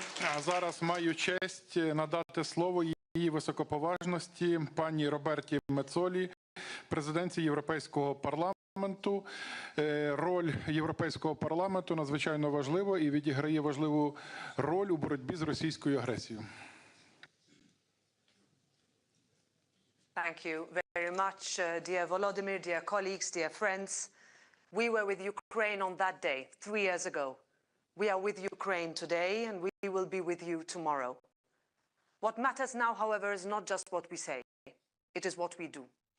The coming days and weeks will shape our future, not through words, but through the actions we take right here in Europe. Peace without liberty is not peace. Europe knows this. We will always seek peace, but it must be just, it must be real, and it must be dignified. And it must be based on the principle of nothing about Ukraine without Ukraine. Because the concept of might is right will not define the new world order. It cannot. For 3 years, Europe has stood with you, and let me be clear, we will not waver. I will never forget those moments in Kyiv at the start of the invasion when the world saw you all stand up. The European Parliament has been united from day one. And together with President von der Leyen and President Costa, we will speak with one voice because we understand that together we are strongest. But now we must do more. Ukraine must be in a position of strength because that is the only path to real peace and liberty. That means Europe must step up without delay, militarily, financially, as we've just heard, and diplomatically. We must move forward with using frozen Russian assets, tightening sanctions, and increasing pressure. And we must get serious about our own defense, and fast. Let's be clear, Ukraine's fight is Europe's fight. This is not just an attack on Ukraine. It is an attack on democracy, on our way of life, on everything we stand for. The Ukrainians on the front lines are holding the line for all of us. So as Ukraine enters the 4th year of this war, we must stay the course. We must cut through the noise. We must keep our eyes on our shared objective: freedom for Ukraine and lasting peace for all of Europe and the world.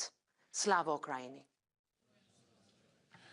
Дуже дякуємо. І зараз я радий надати слово її високоповажності пані Майі Санду, президентці Республіки Молдова.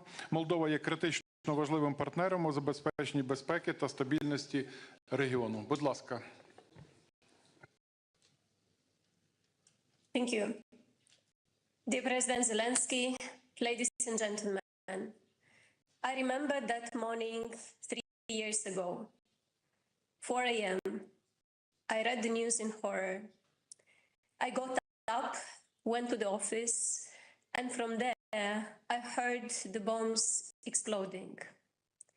Odessa, or maybe Vinnytsia. At that moment, we didn't know where the next bomb would fall. But we know this now. Ukraine's courage has kept Moldova safe and at peace. The bravery and sacrifice of the Ukrainian people shielded us from war. We will always be grateful. We will never forget. 3 years on, Russia's brutal, criminal war continues. The Kremlin's aggression has brought suffering and devastation on a scale Europe has not seen since World War II. Just yesterday, Ukraine endured the largest drone attack since the start of the war. Russia is not looking for peace, yet the world speaks of peace. But peace must be just, lasting, and real. A flawed peace, one that ignores Ukraine's security or sidelines Europe, will not end the threat. It will only delay it. A fake peace, one that lets Putin regroup, rearm, and invade again, is not peace.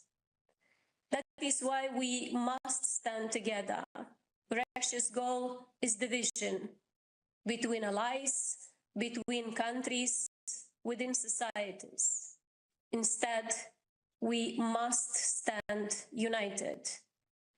Security guarantees are key to making sure history does not repeat itself, that Putin can never deceive the world again, that Russia will no longer bring death to other nations.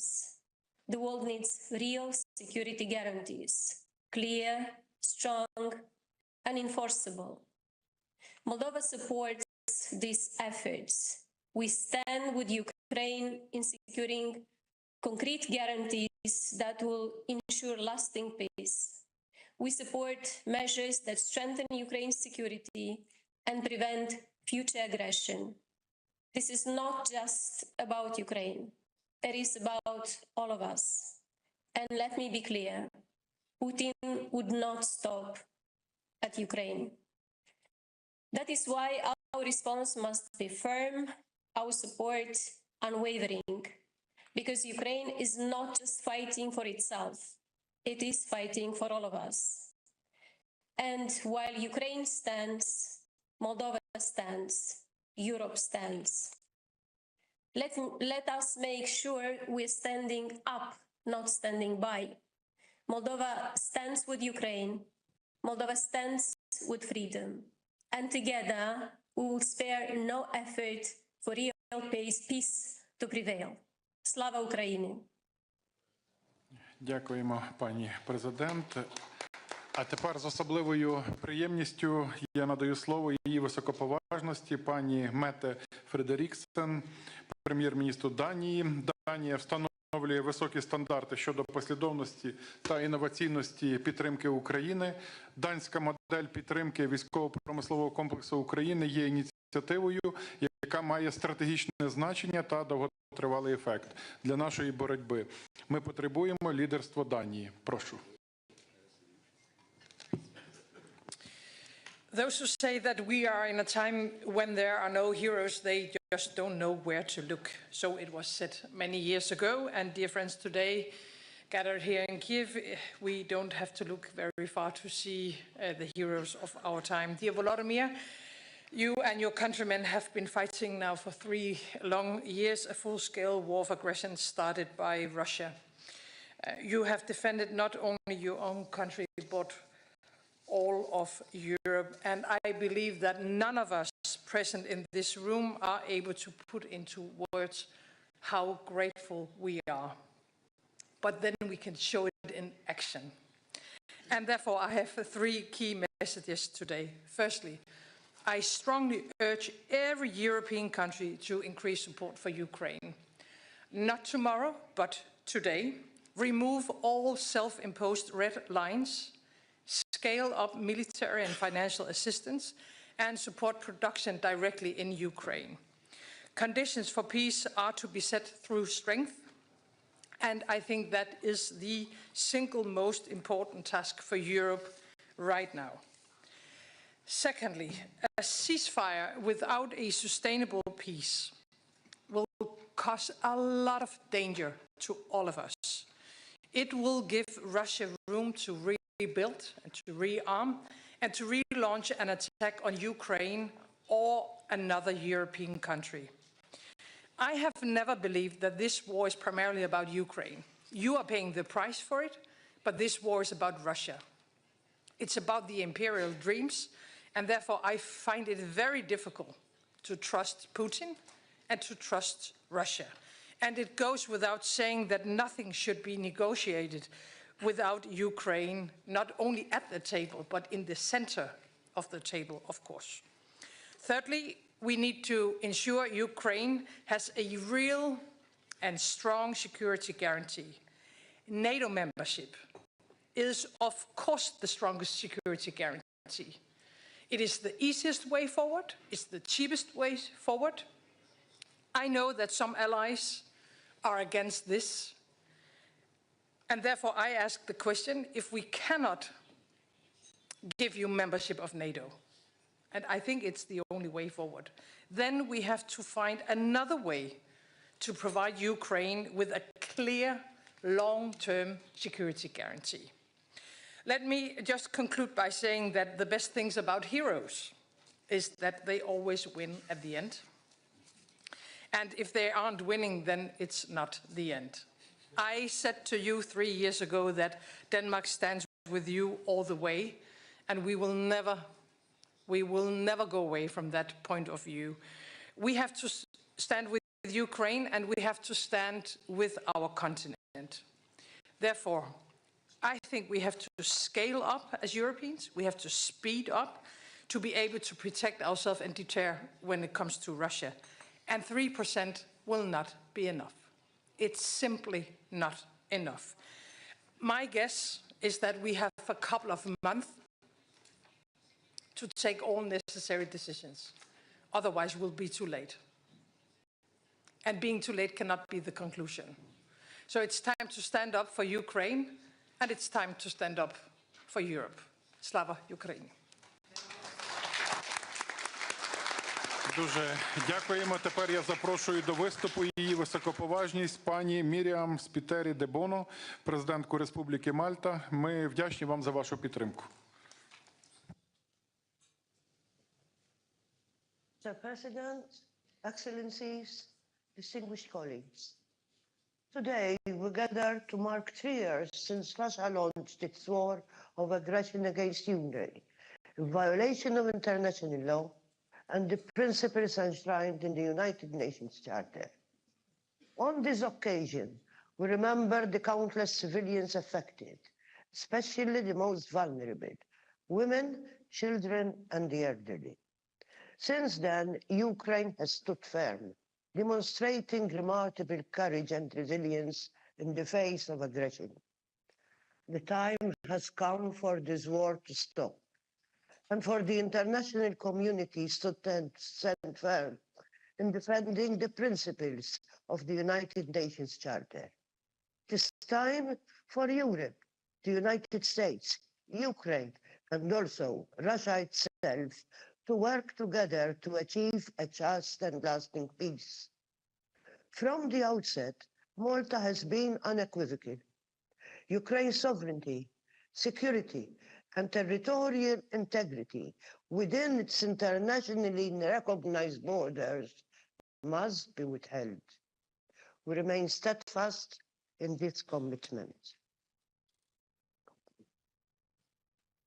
Malta has consistently demonstrated its unwavering support for the efforts shown by different partners to assist Ukraine.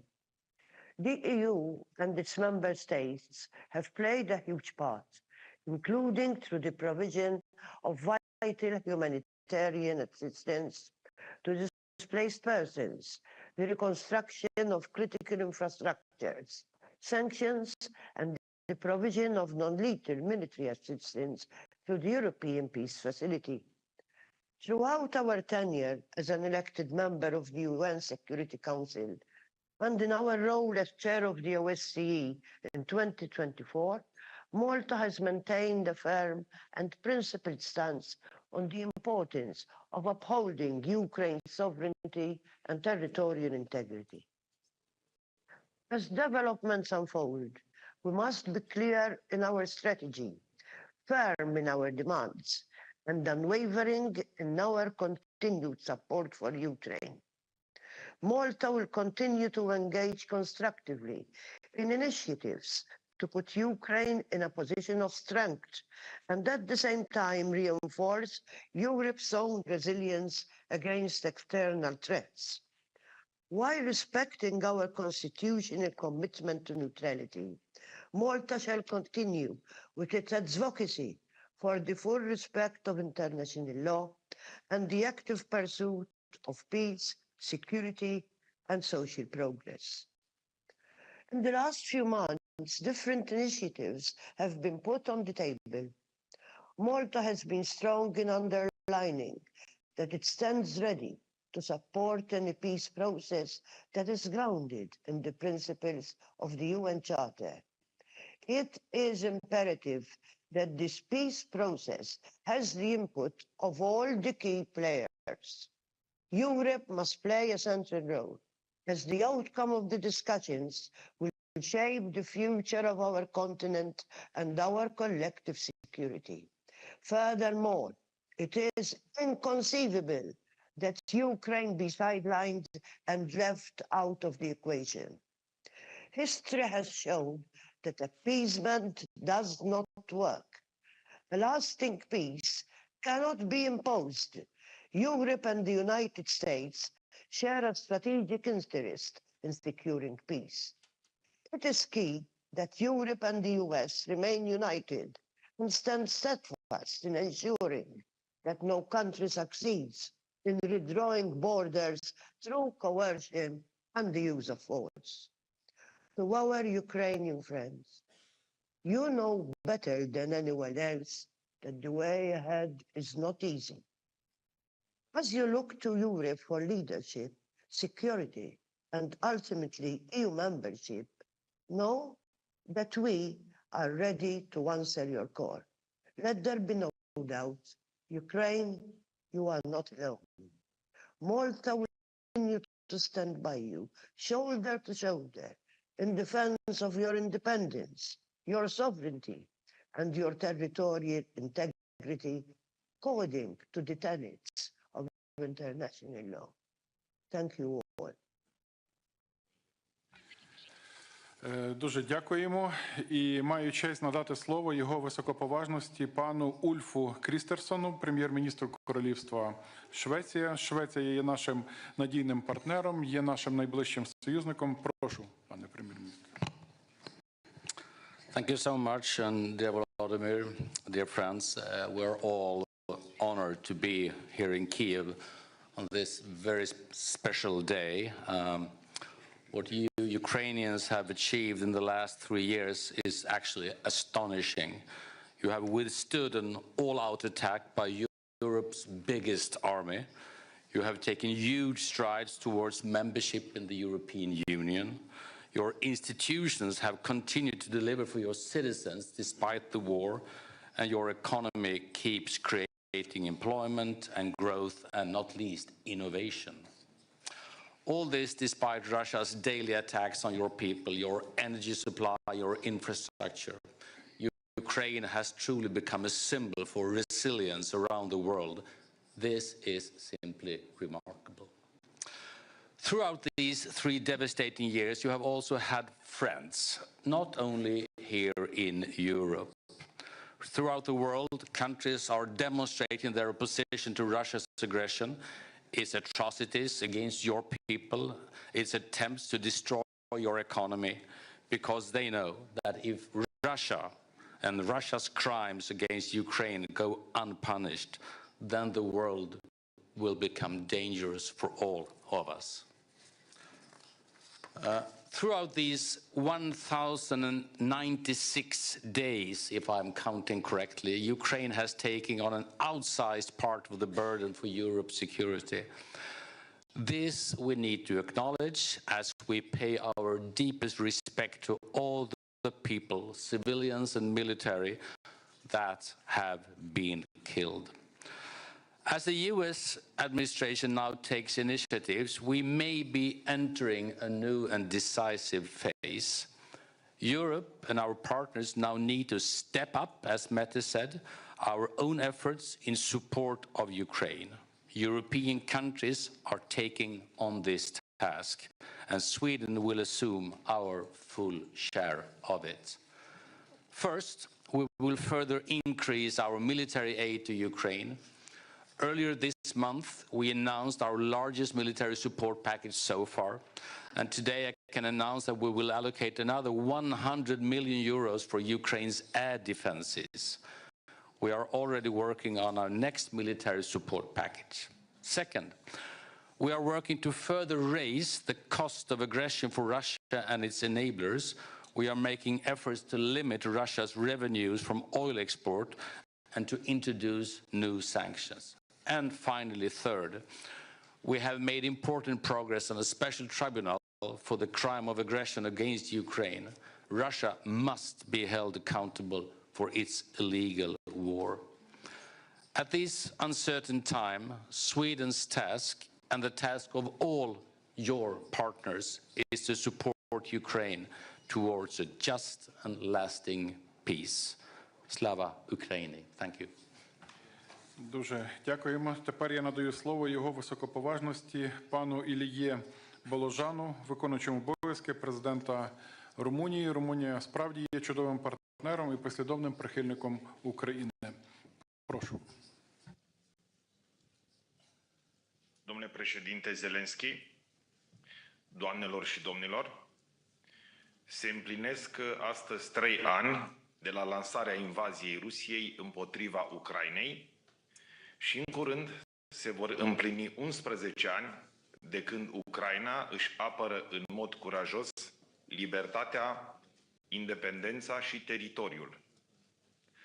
Folosesc acest prilej pentru a sublinia respectul nostru pentru curajosul popor ucrainean care luptă cu eroism și sacrificii enorme împotriva agresiunii ruse. Gândurile mele se îndreaptă spre cei care au avut de suferit de pe urma războiului, spre cei care și-au pierdut membrii familiilor, spre cei răniți, spre cei care nu mai au locuințe și spre cei refugiați. Securitatea Ucrainei este esențială atât pentru România, cât și pentru întreg continentul european. În aceste momente de cumpănă, în care se discută despre eforturile de pace, trebuie să continuăm sprijinul pentru Ucraina, nu numai acum, ci și în etapele care vor urma în procesul de pace și cel de reconstrucție. România a fost de la început alături de Ucraina. By Ukraine from the very beginning. We have consistently supported it and we will continue to do so in the future. It is in our interests all to share this goal, which is also the goal of the US to end this war, which has been lasting for too long and has destroyed too many lives. At the same time, it is necessary for Ukraine and the European Union to be involved in all peace negotiations. Romania stands ready to coordinate with all partners, European, American, and allied, to help find a way to a just and lasting peace. it is obvious that we must increase our investments in defense in order to strengthen our security, to have a plan and coordination for defense and deterrence. The solidarity of Ukraine's friends remains essential, and our support matters now when the fate of peace is at stake. The success of these efforts will only be proved when Ukraine has become stable and prosperous again and beneficiary of an arrangement of solid security guarantees. Thank you. Дуже дякуємо. Зараз я надаю слово його високоповажності пану Олександру Шаленбергу, федеральному канцлеру Австрійської Республіки. Австрія яскраво демонструє, що бути нейтральною країною не значить бути байдужою по відношенню до зла. Будь ласка.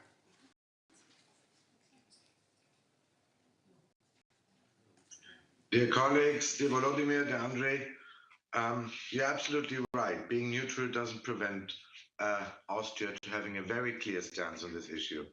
Today, we sadly mark 3 years since Russia launched an unprovoked, brutal and illegal war of aggression against Ukraine. For 3 years now, we have had to witness, day in, day out, how Russia brought about tremendous destruction, unspeakable suffering and immense despair to Ukraine and its brave people. Dear colleagues, the Ukrainian people have been defending with immense courage and sacrifice not only their own way of living and their aspirations for the future, but also, and I believe we all agree on that, our common values, our common principles, our common freedoms. And yes, we share a common responsibility for the security, for the freedom and prosperity of our European continent, including Ukraine. And we have to do this with self-confidence and calmness and firmness. It is clear this brutal war must stop. The earlier, the better. And like any war, it has to end at the negotiating table, with all parties concerned sitting at the table. But it must not end under any circumstances, and I don't believe it will, as an imposed peace. We want, I believe we all share the same view, a comprehensive, a just, a lasting peace based on international law. A peace that guarantees the interest of Ukraine and our own. We will continue to work with our global partners in achieving this important objective. But one thing has to be crystal clear. Negotiations on Ukraine must include Ukraine, just as talks on the European security must include all concerned parties in Europe. We will continue as Austria to support all serious efforts towards a comprehensive, just and lasting peace in Ukraine. In our capacity as host as one of the UN headquarters and seat of the OSCE, we also stand ready to provide a venue and to facilitate discussions if needed. Since day one, dear colleagues, Austria has stood in full solidarity with Ukraine and its people and has been providing extensive humanitarian, financial and diplomatic support. In addition to our contribution in the framework of the European Union, the Austrian government has so far provided almost 300 million euros in bilateral assistance. Furthermore, Austrian Länder, municipalities, businesses and the civil society have also shown enormous support and generosity vis-à-vis the people of Ukraine. And I can assure you, we will continue to do so. Thank you very much. Дякуємо. Маю честь запросити до виступу його високоповажність пана Педро Санчеса, голову уряду Королівства Іспанії. Ми вдячні за вашу активну роль у підтримці України. Thank you, dear Volodymyr, dear friends. Since the 24th of February of 2022, already 3 years ago, we have witnessed a systematic violation of the most basic principles of humanity here in Ukraine. The war crimes committed by Putin's regime cannot go unpunished. Spain condemns once again with the utmost resolve this merciless war started by Putin, and rational and unjust war that has caused immense suffering, pain and despair to our Ukrainian brothers and sisters. The Spanish people admire the courage with which Ukrainians are defending freedom and democracy, an example of dignity and resistance against Putin's brutal aggression. At these critical times, let me highlight three messages. The first one is that Spain is committed to the full sovereignty of Ukraine. All Ukraine can decide its future. Spain welcomes all efforts to work towards peace, but peace must be fair, sustainable, and comprehensive. For peace to be just, Ukraine needs to sit at the negotiation table. For peace to be sustainable, Europe has to participate in it.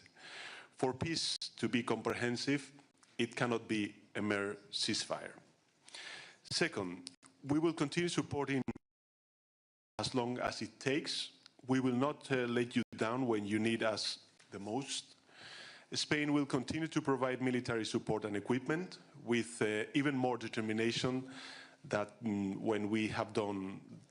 what we have done in the past. In this regard, I'm proud to announce a new military assistance package for Ukraine worth 1 billion euros in 2025. We will also work hand in hand with Ukraine in its reconstruction, creating the necessary structure to boost the process and encouraging Spanish companies to actively engage in plans and projects. We must also address the needs of the Ukrainian diaspora. That is why I'm also happy to share that Spain and Ukraine will establish a Ukrainian hub, Casa Ucrania, in the province of Alicante. And third, we must ensure that Ukraine joins the European Union as soon as we can. Whatever happens in the coming months, Ukrainians' accession to the European Union is the most important victory for the Ukrainian people. Ukraine's hope is in Europe, but Europe's hope is also in Ukraine. You are giving us hope by defending the values and ideas of freedom for which many Europeans gave their lives in the past. Allow me to conclude precisely with this idea of hope. Difficult months lie ahead, but I am convinced that at the end of this terrible period, freedom and democracy will prevail over violence and authoritarianism. The Ukrainian people can count on Spain. Rest assured, we will be with you as long as it takes and as much as you need. Slava Ukraini, viva Europa. Дуже дякуємо.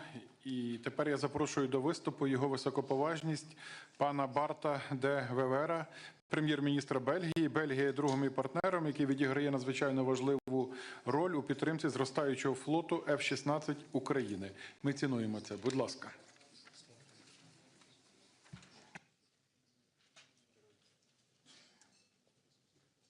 Dear President Zelensky, вітаю народ України. Я вжену в ящик солдатів. Ladies and gentlemen, I want to start by saluting the bravery of Ukraine in resisting criminal Russian aggression since 3 years. We must see the Russian regime for what it is. Its total disregard for international law, its horrifying attacks against civilians, and its attempts to erase Ukrainian culture have made it perfectly clear that to ensure the protection of our countries and the European continent, we must not appease, but deter Russia. Support to Ukraine remains a key part of this endeavor. Recently, talk of negotiations towards a deal to settle the war has accelerated, but also stunned the alliance of those who, from the start, have supported Ukraine in its defense against a ruthless Russian aggressor. Stunned because it does not seem a given that Ukraine or the EU will have much of a voice in the proceedings. A peace agreement that does not take into consideration the valid interests and demands of the victims of aggression and their allies and neighbors has no chance to hold. Belgium cannot accept that decisions on the future of Ukraine and the security and stability of the European continent are taken without the participation of Ukraine and its European allies. Our priority now is to come to a coordinated European position to claim a seat at the table in view of a just, sustainable and comprehensive peace. As a founding member of the European Union, we will always work towards a united, strong, prosperous and above all, peaceful Europe. And Ukraine belongs within this Europe. Meanwhile, Ukraine will continue to be able to count on Belgian assistance as specified in the Belgian-Ukrainian bilateral security agreement that was signed last year. This includes the delivery of F-16 fighter jets, the implementation of the 4-year reconstruction program by our development agency, and support to Ukraine's Euro-Atlantic integration. I would like to support all speakers that have pleaded today to do more as European allies of Ukraine as quickly as possible. Exactly 60 years ago, the great President Ronald Reagan spoke about peace through strength in his famous speech, A Time for Choosing. He said, "You and I have the courage to say to our enemies, there is a price we will not pay. A world in which borders can be forcibly withdrawn will be less safe, less prosperous and less just. We've had ample opportunity to learn this valuable lesson in the past. Slava Ukraini." I thank you.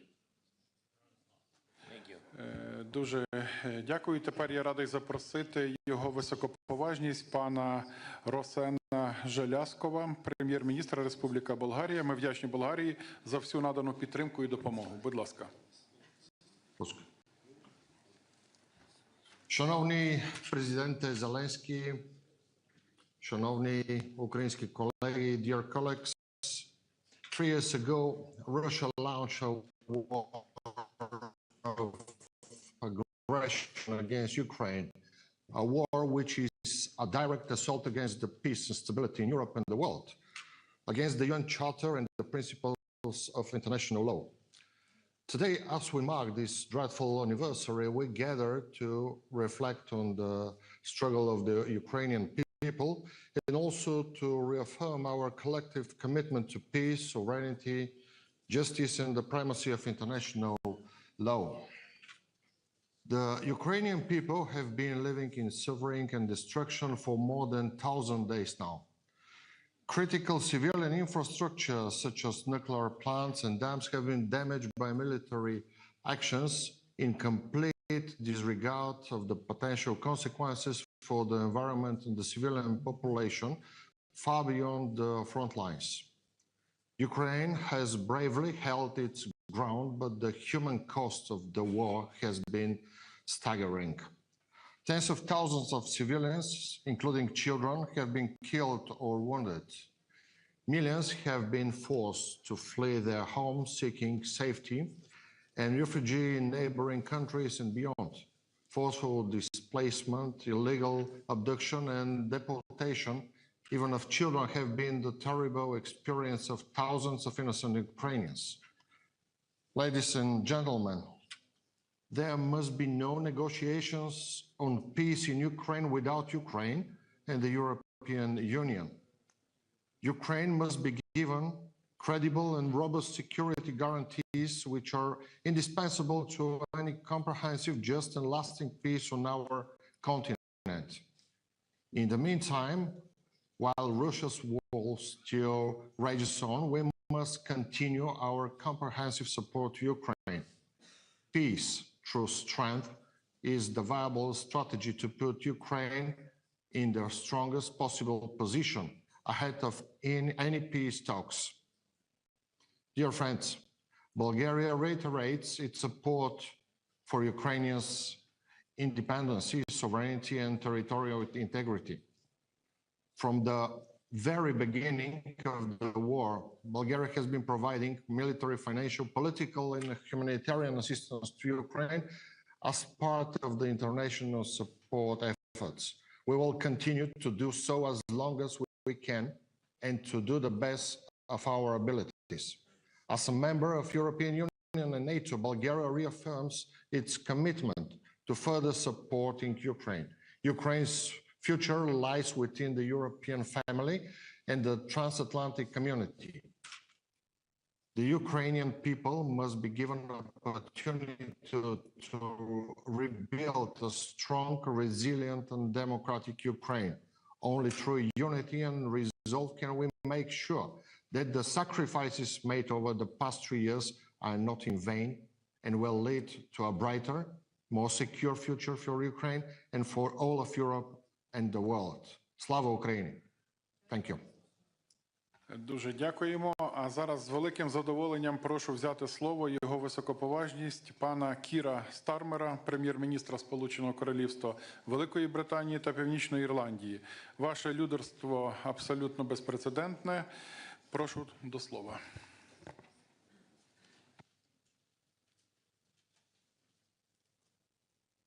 Thank you very much. Colleagues, let me start with Volodymyr and say on this day of all days, I want to pay tribute to your leadership, Volodymyr. And friends, it is right that we mark this grim anniversary together.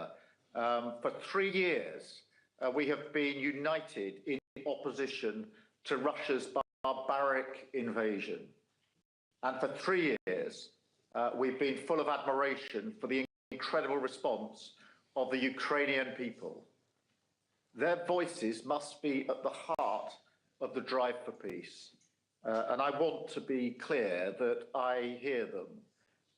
I think of the soldiers and the civilians that I met in Kyiv just a few weeks ago in the ICU, the burns unit, the witnesses to the horror of Bucha, the school children I met living under constant bombardment, the soldiers training in the UK bound for the front line. Their voices echo in my ears. They inform decisions that I take and the peace that I believe that we must see. So I have a very simple, clear message today. The UK is with you today and every day. From His Majesty the King to the NHS workers volunteering in hospitals in Ukraine, to the communities that took Ukrainian refugees to their heart. And that's why I signed our 100-year partnership with President Zelensky last month, because we believe in Ukraine's fight today and the country's incredible potential to thrive in the years to come. This is a time for unity. In this crucial moment, as talks begin, we must work together to shape the outcome. Russia does not hold all the cards in this war because the Ukrainians have the courage to defend their country, because Russia's economy is in trouble, and because they have now lost the best of their land forces and their Black Sea fleet in this pointless invasion. So we must increase the pressure even further to deliver an enduring peace, not just a pause in the fighting. And we can do that in 3 ways. First, by stepping up our military support to Ukraine. And the UK is doing that, providing £4.5 billion in military aid this year, more than ever before. We're doing more than ever to train Ukrainian troops, helping Ukraine to mobilize even further. And we're proud to have taken on the leadership of the Ukraine Defence Contact Group. Secondly, we must keep dialing up the economic pressure to get Putin to a point where he is ready not just to talk, but to make concessions. So today we're announcing the UK's largest packet of sanctions since the early days of the war, going after Russia's shadow fleet and going after companies in China and elsewhere who are sending military components.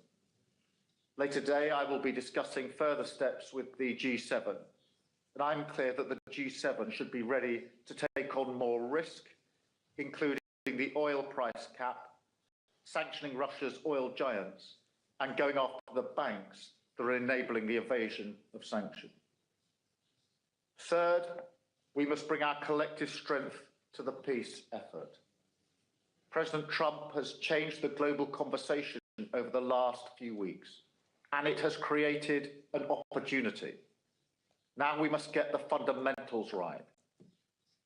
If we want peace to endure, Ukraine must have a seat at the table, and any settlement must be based on a sovereign Ukraine, backed up with strong security guarantees. The UK is ready and willing to support this with troops on the ground, with other Europeans, and with the right conditions in place.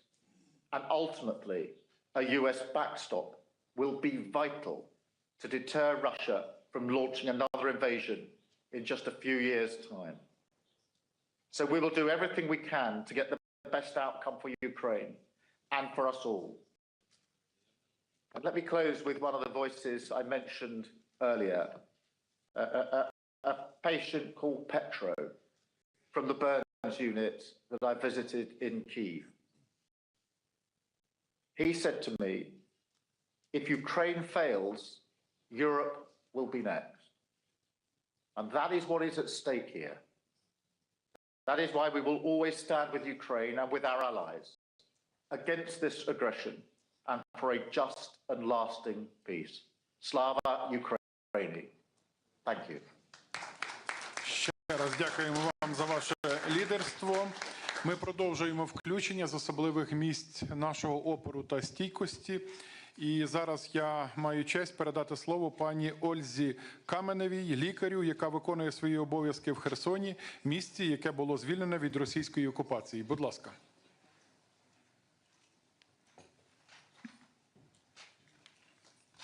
Your Excellency, Mr. President and international partners, Kherson is a city of heroes that fights for the independence of Ukraine.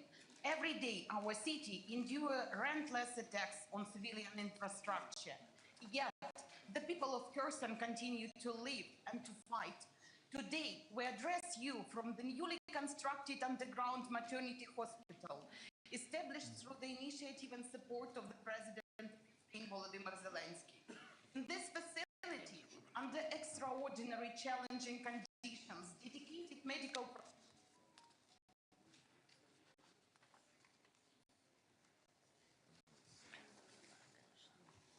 Так, у нас технічний збій. Ми можемо продовжувати? Якщо ні, то я маю особливу честь і з великим задоволенням прошу взяти слово його високоповажність пана Йонаса Гар Стере, прем'єр-міністра Королівства Норвегія. Норвегія демонструє справжнє лідерство та стратегічний підхід у підтримці України. Thank you, Andrei, and thank you, Volodymyr. Since I believe this emission is being streamed, and if I can say a few words to the people of Ukraine. You know, I was incredibly moved by this session at the Maidan this morning. I'm a father and I'm a grandfather, and I was wandering among those flags, and I was seeing the dates of those boys corresponding to the dates of my children. And, you know, the number of flags and the number of people, I'd just like to tell the people of Ukraine that it makes a deep impression on us on this third anniversary, but there are more than 1,000 days, and the days are counting. So this human dimension of this day really makes a strong impression on me. Colleagues have made good remarks, so I will second that we continue to show our strong support to the people of Ukraine, to the basic principles that there has to be a comprehensive, just, and sustainable peace. We all agree on that, and I will reiterate it simply by joining the voices of colleagues. As for Norway, today I will announce that we will contribute €1 billion for civilian and humanitarian support. And Mr. President, I take up on your request for energy support that you mentioned to me a few days ago. So there will be a €300 million package to gas supplies according to the request you made, and also securing financial guarantees. In fact, it's 400 million euros, and also support for electricity reconstruction of grid and try to build back better and smarter. We also follow a bit in the path of what Denmark has done to open a direct investment channel into your industry. So we will also put 300 million euros and into a specific track here with your industry, where we may have complementarity between our industries, and also a special pledge for drones, which I think will be of great importance. And also, as some of my colleagues have mentioned, in the NB8, meaning Nordic 5, Baltic 3, we have agreed to take up on your suggestion to train, fund, and help equip a brigade. So I think, leaders have agreed that we will do that now. It's a flexible concept. It will of course comprise of courageous Ukrainian troops, but we will train, equip, and support them. And then I'd like to say that what then lies ahead, and I'll make 3 points. First, we need to scale up, as colleagues have said. This is not the moment to pause and wait and see. We have to scale up. So I say on behalf of Norway, we have pledged the 3.5 billion euros for 2025, approximately, but we are ready to scale that up, and I will engage with you in the coming days and weeks to see how we can do that in the best way, so it really corresponds most directly with your needs. Secondly, I'd like to second President Stubb on what he was saying about process, because I think this is absolutely key, that we make a real reflection on what this peace process means and how Europe can add substance and momentum to that one. There is now talks between US and Russia, but I think Prime Minister Starmer said it diplomatically: we need to get the fundamentals right. And the fundamentals are not, let me put it that way, complete, if it's only this dialogue in the way we see it. And I don't think, we all agree that there can be nothing about Ukraine without Ukraine. But let me put it this way bluntly: Europe cannot complain its way to the table. It cannot simply raise its hand and say, here are we, include us. Because I think the US president will say, what are you bringing? Why should you? And you get all this dialogue that we are experiencing over these four or 5 weeks. So that means that Europe really has to get there through strength, politically, financially, and militarily. And allow me, President Costa, to say that, and Ursula, that I am not EU. I see Europe as being slightly more than EU here. It is, of course, the EU 27. Perhaps not all 27, but let's say EU 27. But then there is UK. Yeah, almost 28. Yeah. There is UK. There is fundamentally Turkey. And Turkey is always a bit complex, but Turkey has to be in the equation. And we heard President Erdogan and your recent visit, Volodymyr. Turkey has to be there. Norway is proud to be there. Iceland is proud to be there. And we even heard President Macron said the other day that Canada is there. We are buying Canada so we can get them back. No, but I think, this is that concept of Europe. But that concept of Europe has to have an opinion on the substance of the peace and the process of the peace. And here I think there's no time to lose. I think your convening of the meeting on the 6th of March is great. But then for this larger group, we have to come together and make it meaningful.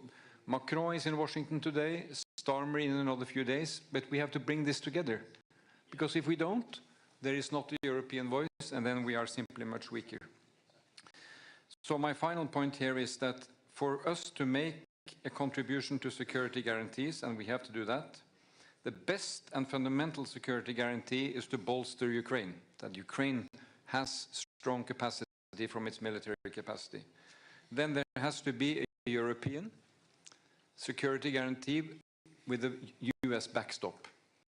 And I think we should not give up on that, because it should really be in a fundamental US interest to see the value of this. Because now we hear that this is a European thing, but I think there's a good case to be made by this is linked together. So there's no time to lose, really.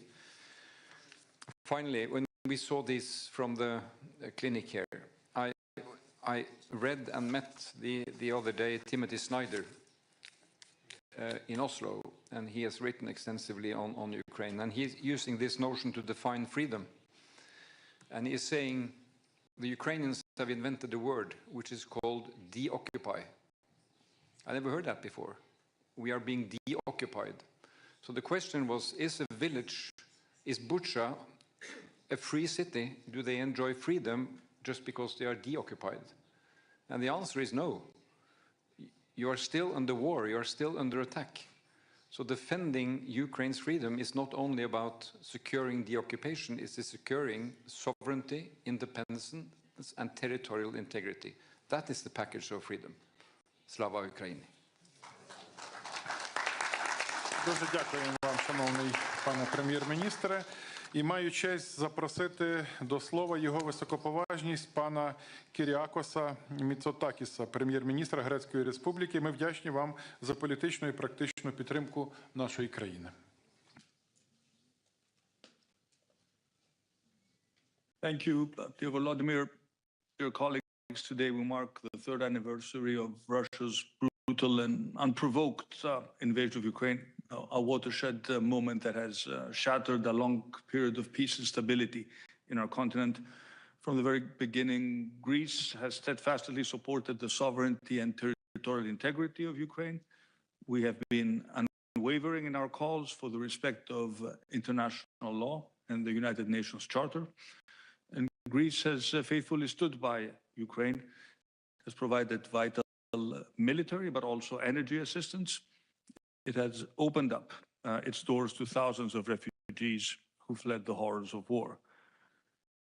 3 years since the invasion began, I think it is an important opportunity to remember that the human toll has been immense. There's been so much suffering, so much destruction, so many lives that have been disrupted, and it is imperative that we all work towards bringing this to an end. And your sacrifices and the sacrifices of your people, dear Volodymyr, cannot be in vain. And I think it is important to take a step back and recognize that your resilience and your courage, your personal courage, has been remarkable. Ukraine, Europe, I think the whole world yearns for a just and lasting peace settlement.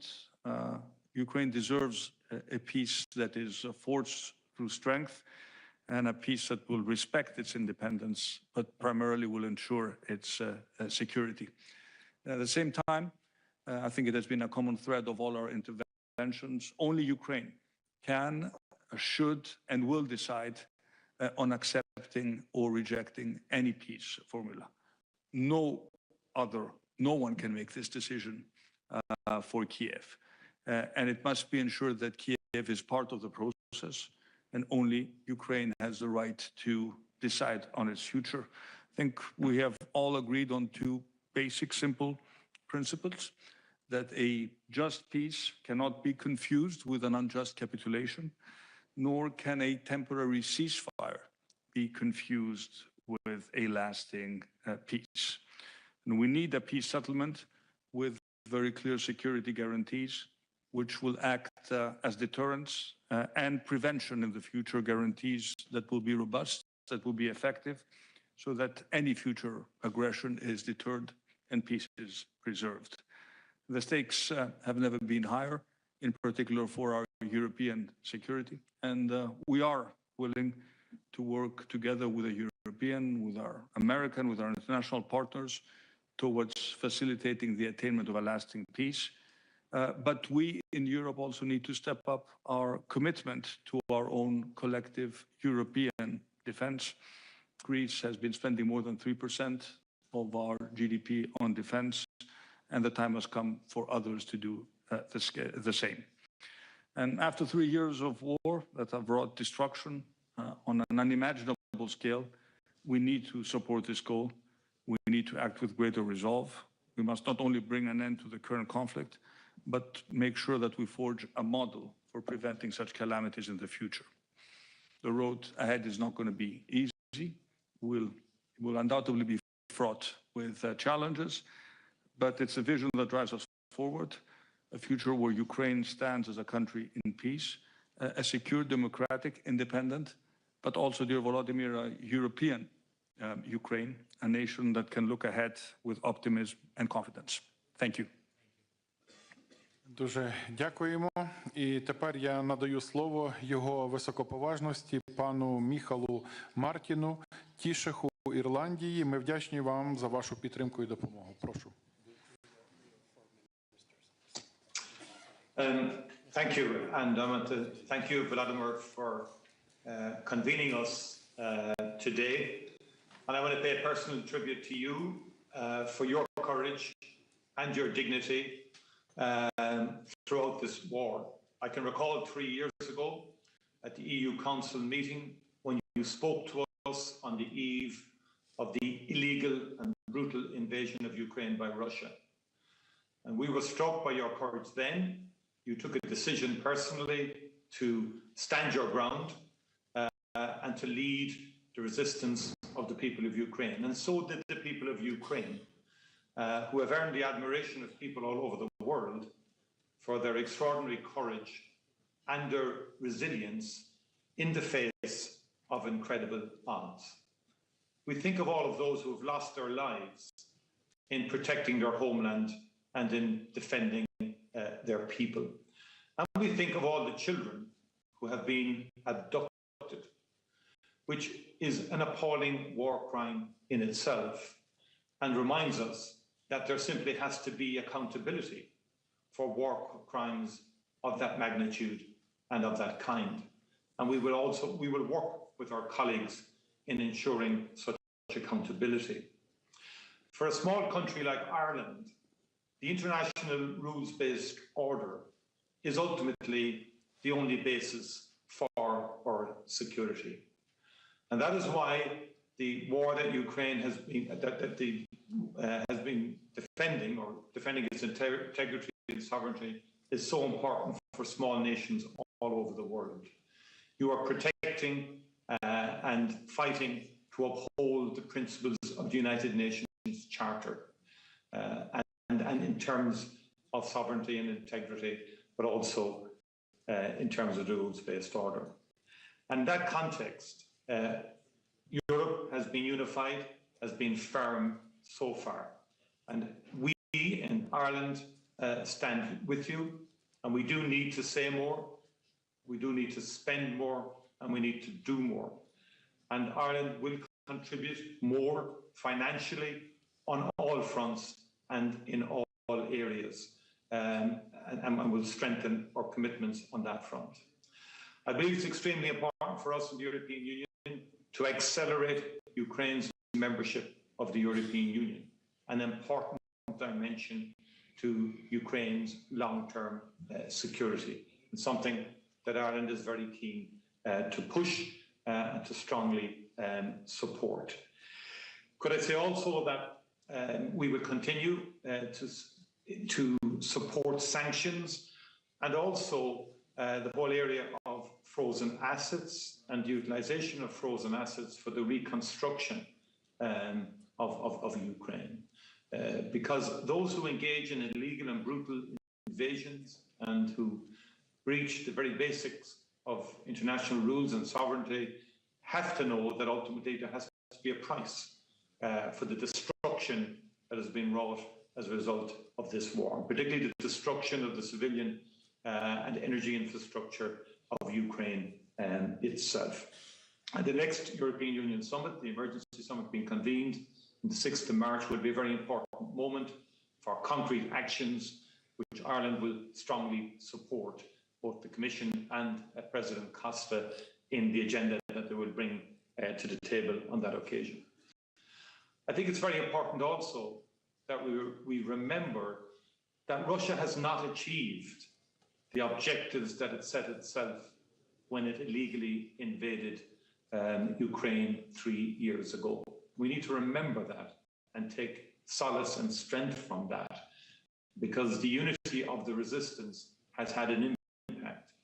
What we must now resolve is to to ensure that Russia is never rewarded for what it did 3 years ago. Thank you very much indeed. Ще раз дуже вам дякуємо. І зараз я радий запросити до слова його високоповажність пана Крістена Міхала, прем'єр-міністра Естонської Республіки. Естонія є надзвичайно важливим союзником у нашій спільній боротьбі. Прошу. Thank you. President Zelensky, dear colleagues, I'm very proud to be here on Estonia's 107th birthday. Today is the day. Standing by Ukraine to show the true meaning of friendship. Ukraine has shown the world the true meaning of resilience. In its monumental struggle against Russian aggression, Ukraine fights not just for its own freedom, but a world built on principles. A world where might does not make right, as Mette and Justin already said. Estonia will never recognize the changing of borders by force. We will always stand for your right to choose your own allies. Now is the time to do more and do it faster. We must speed up our support to Ukraine. Estonia increased its military aid to Ukraine by 25% last week. This comes on top of our commitment to allocate 0.25% of GDP annually to helping Ukraine. Together with Nordic Baltic countries, we support Ukraine by providing equipment and training to brigade-sized units. We need to do even more, if needed, to keep our commitment to make Ukraine stronger.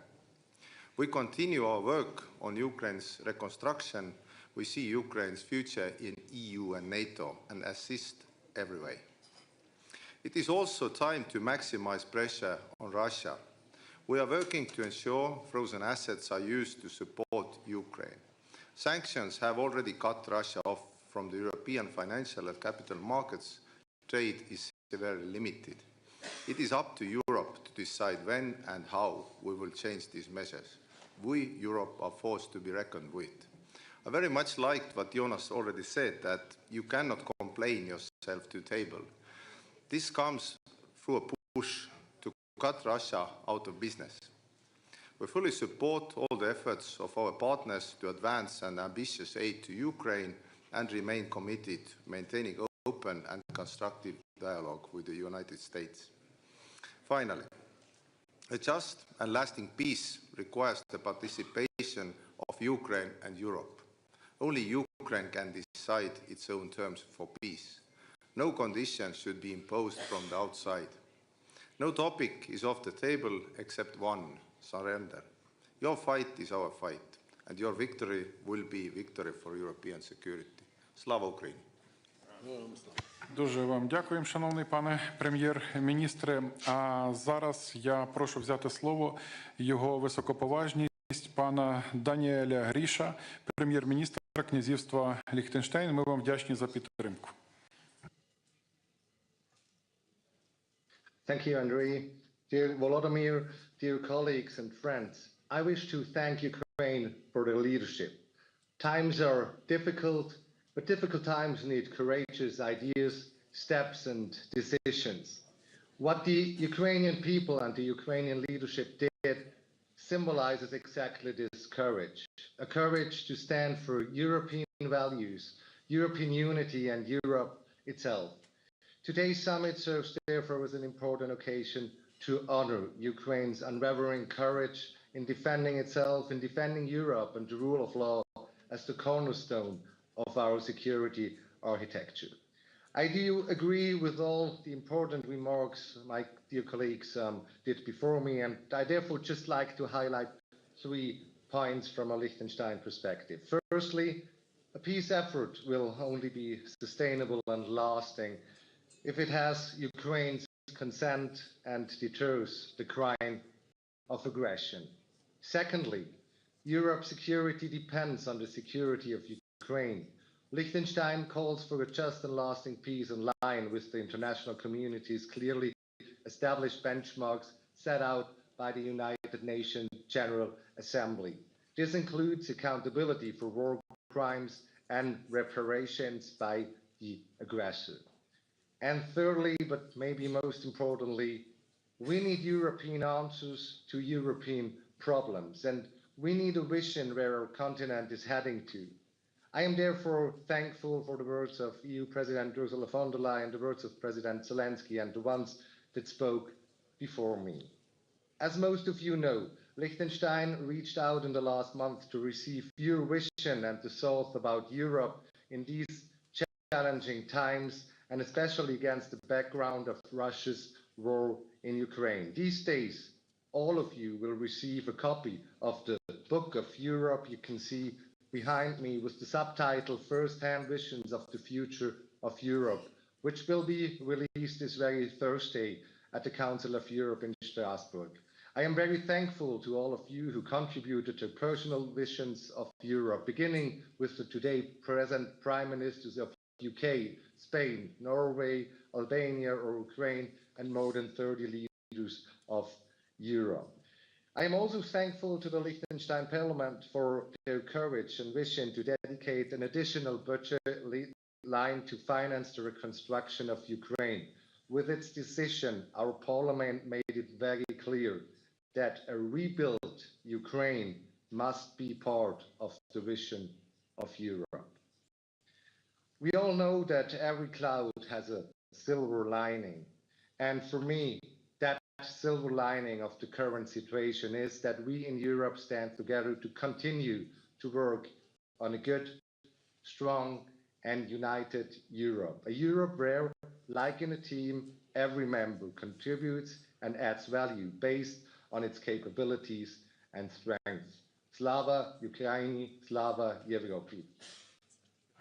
Слава, дуже вам дякуємо. І тепер я запрошую до виступу його високоповажність пана Люка Фрідена, прем'єр-міністра Люксембургу. Цінуємо вашу допомогу. Прошу.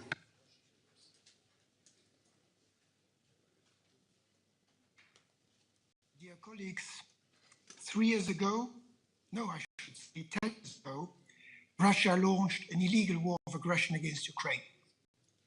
But all those years, Ukraine's resilience remains unshaken.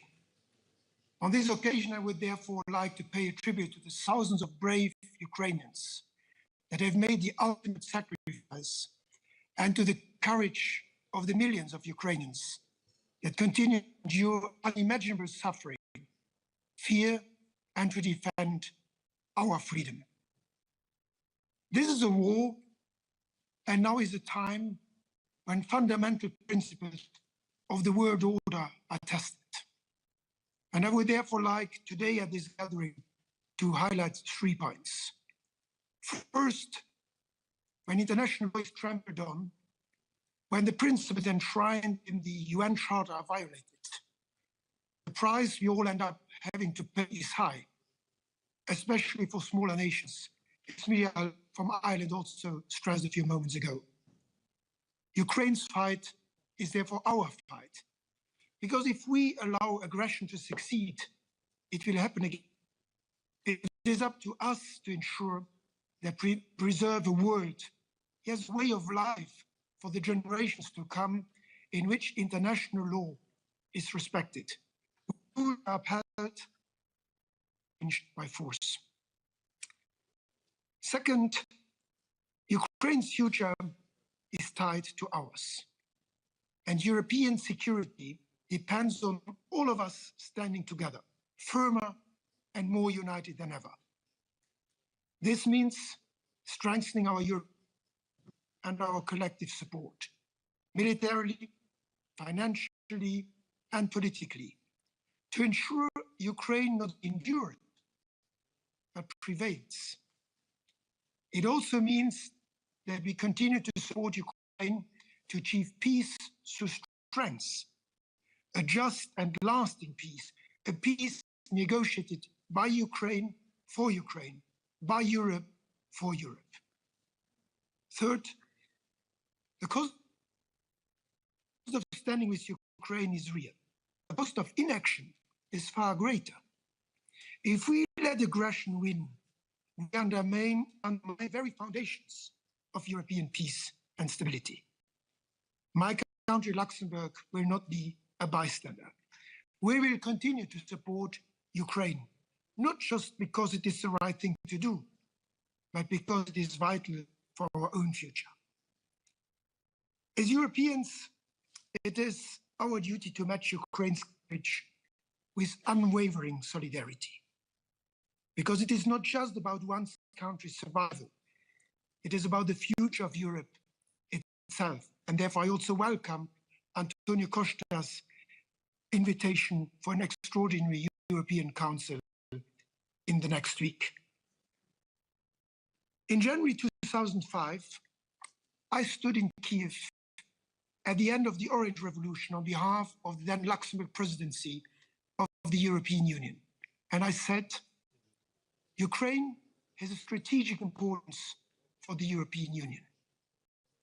That was true at the time, and it is even more true today. Dear Mr. President, dear Volodymyr, you can count on Luxembourg's unwavering support to you, your country, and your people. Thank you.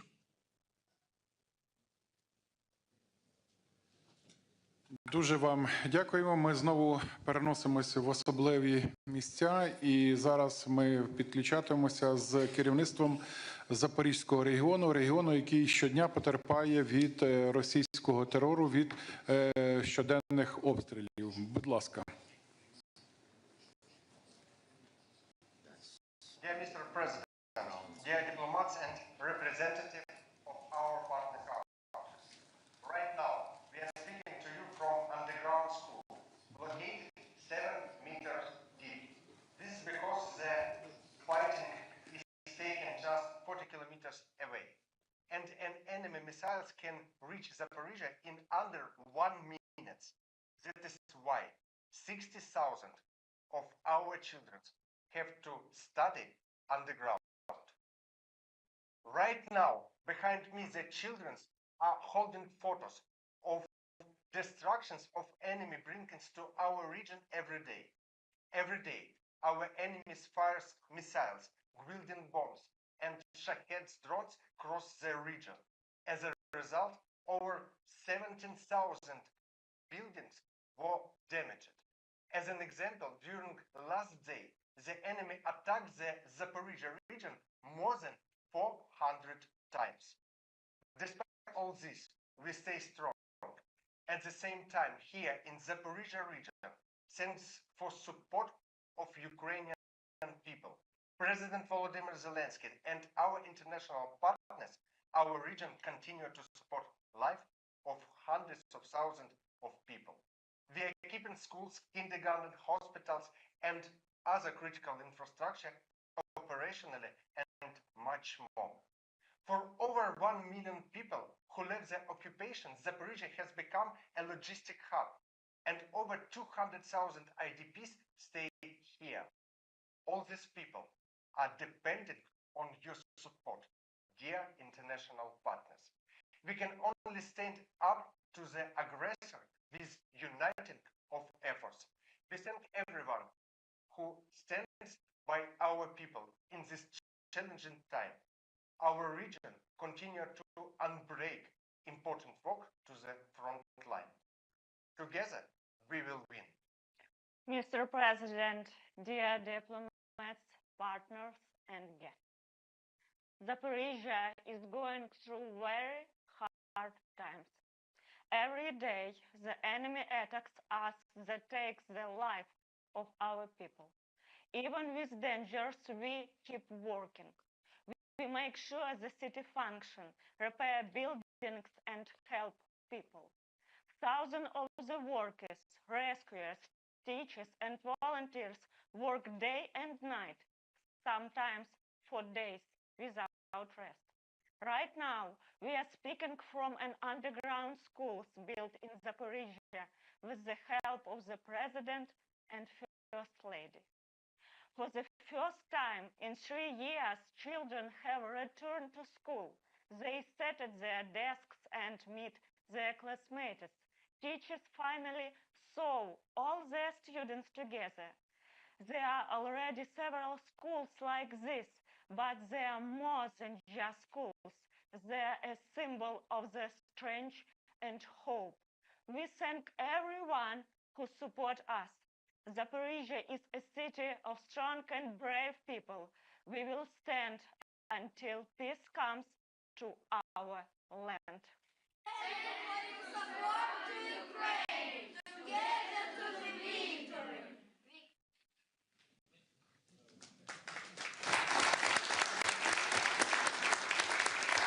Дуже дякуємо вам за стійкість. А тепер я радий надати слово її високоповажності пані Кріструн Фростадоттір, прем'єр-міністру Ісландії. Дякую за вашу активну підтримку України. Thank you. Wow, it's so humbling to follow that. I have two young daughters, a 6-year-old who's starting school this fall. It's amazing to see what's going on here. I want to thank President Zelenskyy for hosting us here in Kyiv. This is my first visit here, and I'm very honored to be here in a group of people, our colleagues, who are among your most reliable and strongest partners. My presence here today is to underline Iceland's steadfast solidarity with the Ukrainian people and our resolute commitment to the territorial integrity and the sovereignty of Ukraine. February 24th is a dark day in European history. 3 years ago, peace in Europe was shattered. All the norms and principles that have underpinned the rules-based international order since the Second World War were blatantly violated by Russia. Putin's intention was to destroy Ukraine. Instead, for 3 years, the people of Ukraine have stood strong, proud and unwavering against a brutal aggressor that has launched the gravest assault on global peace and security for 80 years. You have stood up for freedom, for democracy, and the rule of law. You have fought for values that a small democracy like mine bases its existence on. Because without respect for international law, without respect for the rules-based order, the security of countries like mine could easily be jeopardized.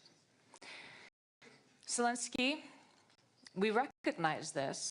We recognize why you fight. You are fighting for the whole of Europe, but your brave fight for these fundamental values has come at a devastating cost. I express my deep condolences for all the Ukrainian lives that have been lost in Russia's senseless war. A few remarks on the situation as it stands right now. Firstly, this may sound obvious, but today the facts need to be stated. Russia invaded Ukraine. Russia is the aggressor. Ukrainians are defending their homeland and their freedom under the leadership of a democratically elected president and a democratically elected parliament. Secondly, Ukraine is the line of defense for our collective European security, and Iceland understands that. A strong Ukraine is a precondition for a just and lasting peace. Ukraine needs more support, and it must be immediate. Iceland has increased its assistance compared to last year, but we will do more. And I can announce today that my government has decided to more than double our defense-related support to the Ukraine this year to fulfill our commitments. We may be a small country, and our support in absolute terms will echo that. But we must do our share and are unwavering in our support for Ukraine. We stand with our Nordic-Baltic allies as well as Europe in support measures going forward, and we will be implementing the 16th sanctions package without delay after it has become effective within the EU. Thirdly, we must project unity among like-minded countries. Europe needs to take the lead in support of Ukraine. On negotiations, there must be nothing about Ukraine without Ukraine, and Europe must have a seat at the table too. Lasting peace will not be achieved without security guarantees, and a credible arrangement that is part of a comprehensive peace agreement depends on collective European commitments. We will be willing to contribute to this effort in a way that is fitting. Lastly, Ukraine belongs in the Euro-Atlantic family of free nations. I hope that the EU accession process will be accelerated. NATO membership should remain on the table, and Iceland is fully committed to the language that was agreed upon at the NATO summit in Washington. Iceland supports you. Slava Ukraini! Дуже дякуємо вам. Тепер я радий запросити його високоповажність пана Мілойка Спаїча, прем'єр-міністра Чорногорії. Цінуємо вашу підтримку. Dear President Zelensky, dear colleagues, it is both an honor and a privilege to address you today at this pivotal summit, which marks the third anniversary of the full-scale Russian invasion of Ukraine. This is an important moment for us to reaffirm our unity in support of Ukraine's sovereignty, territorial integrity, and freedom. This aggression has escalated into the most profound security and humanitarian crisis Europe has faced in decades. For the last 3 years, we have witnessed the horrors of war and daily attacks on Ukrainians, their homes, and their lives. Yet, they are still struggling for their homeland. But this is not only a fight for Ukraine.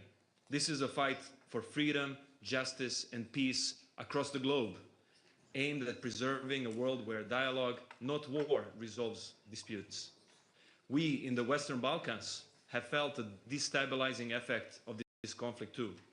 For years, Russia has waged hybrid economic and information warfare aimed at undermining the security of the region. Montenegro condemns Russian ongoing invasion. We stand firm in our support for Ukraine's territorial integrity and sovereignty within its internationally recognized borders. Therefore, since the onset of the war, Montenegro has provided substantial support to Ukraine, including military aid and financial assistance. Montenegro has been the first country outside of the EU which has opened its doors to those fleeing the horrors of war. By providing temporary protection, safe shelter, healthcare, and education for thousands of people from Ukraine, we have demonstrated our shared humanity and shown that the compassion is the truest form of the strength. As a steadfast ally within NATO and the most advanced candidate country in the negotiation process with the EU, Montenegro supports Ukraine's aspirations to join these organizations. We diligently work on necessary reforms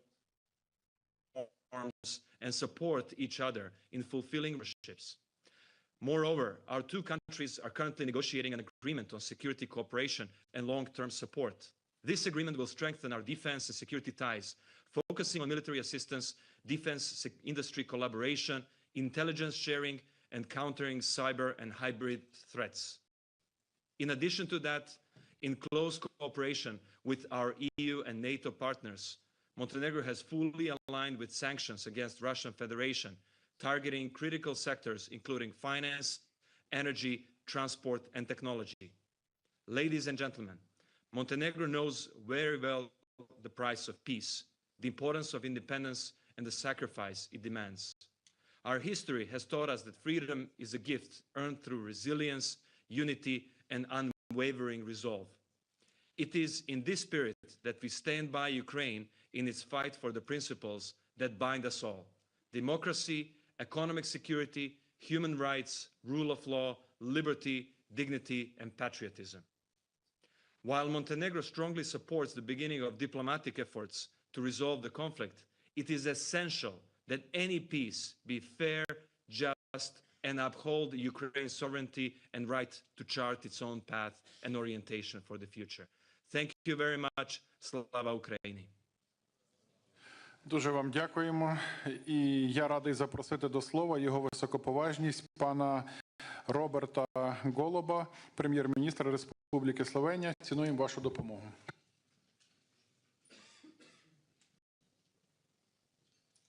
Dear colleagues, today we mark a grim anniversary, 3 years since the start of the Russia's brutal, unprovoked and illegal aggression on Ukraine. 3 years of gross violations of international law. Russia has ruthlessly trampled all principles and norms that the international community together agreed to guide us in our relations. Today, even more than usual, my thoughts are with the families, friends, and close ones of all the Ukrainian victims, with all the Ukrainian people. We have said it so many times, and we will continue saying it with the same vigor. Slovenia stands in solidarity with the Ukrainian people as they defend their homeland. And they are not fighting only for their country, but for our common values: freedom, democracy, and human dignity. Slovenia is a staunch supporter of the international law. We all want end of the aggression, but it matters greatly how the peace process ends. The result of the peace talks will determine the future of the European security, and this cannot be decided without Ukraine and Europe.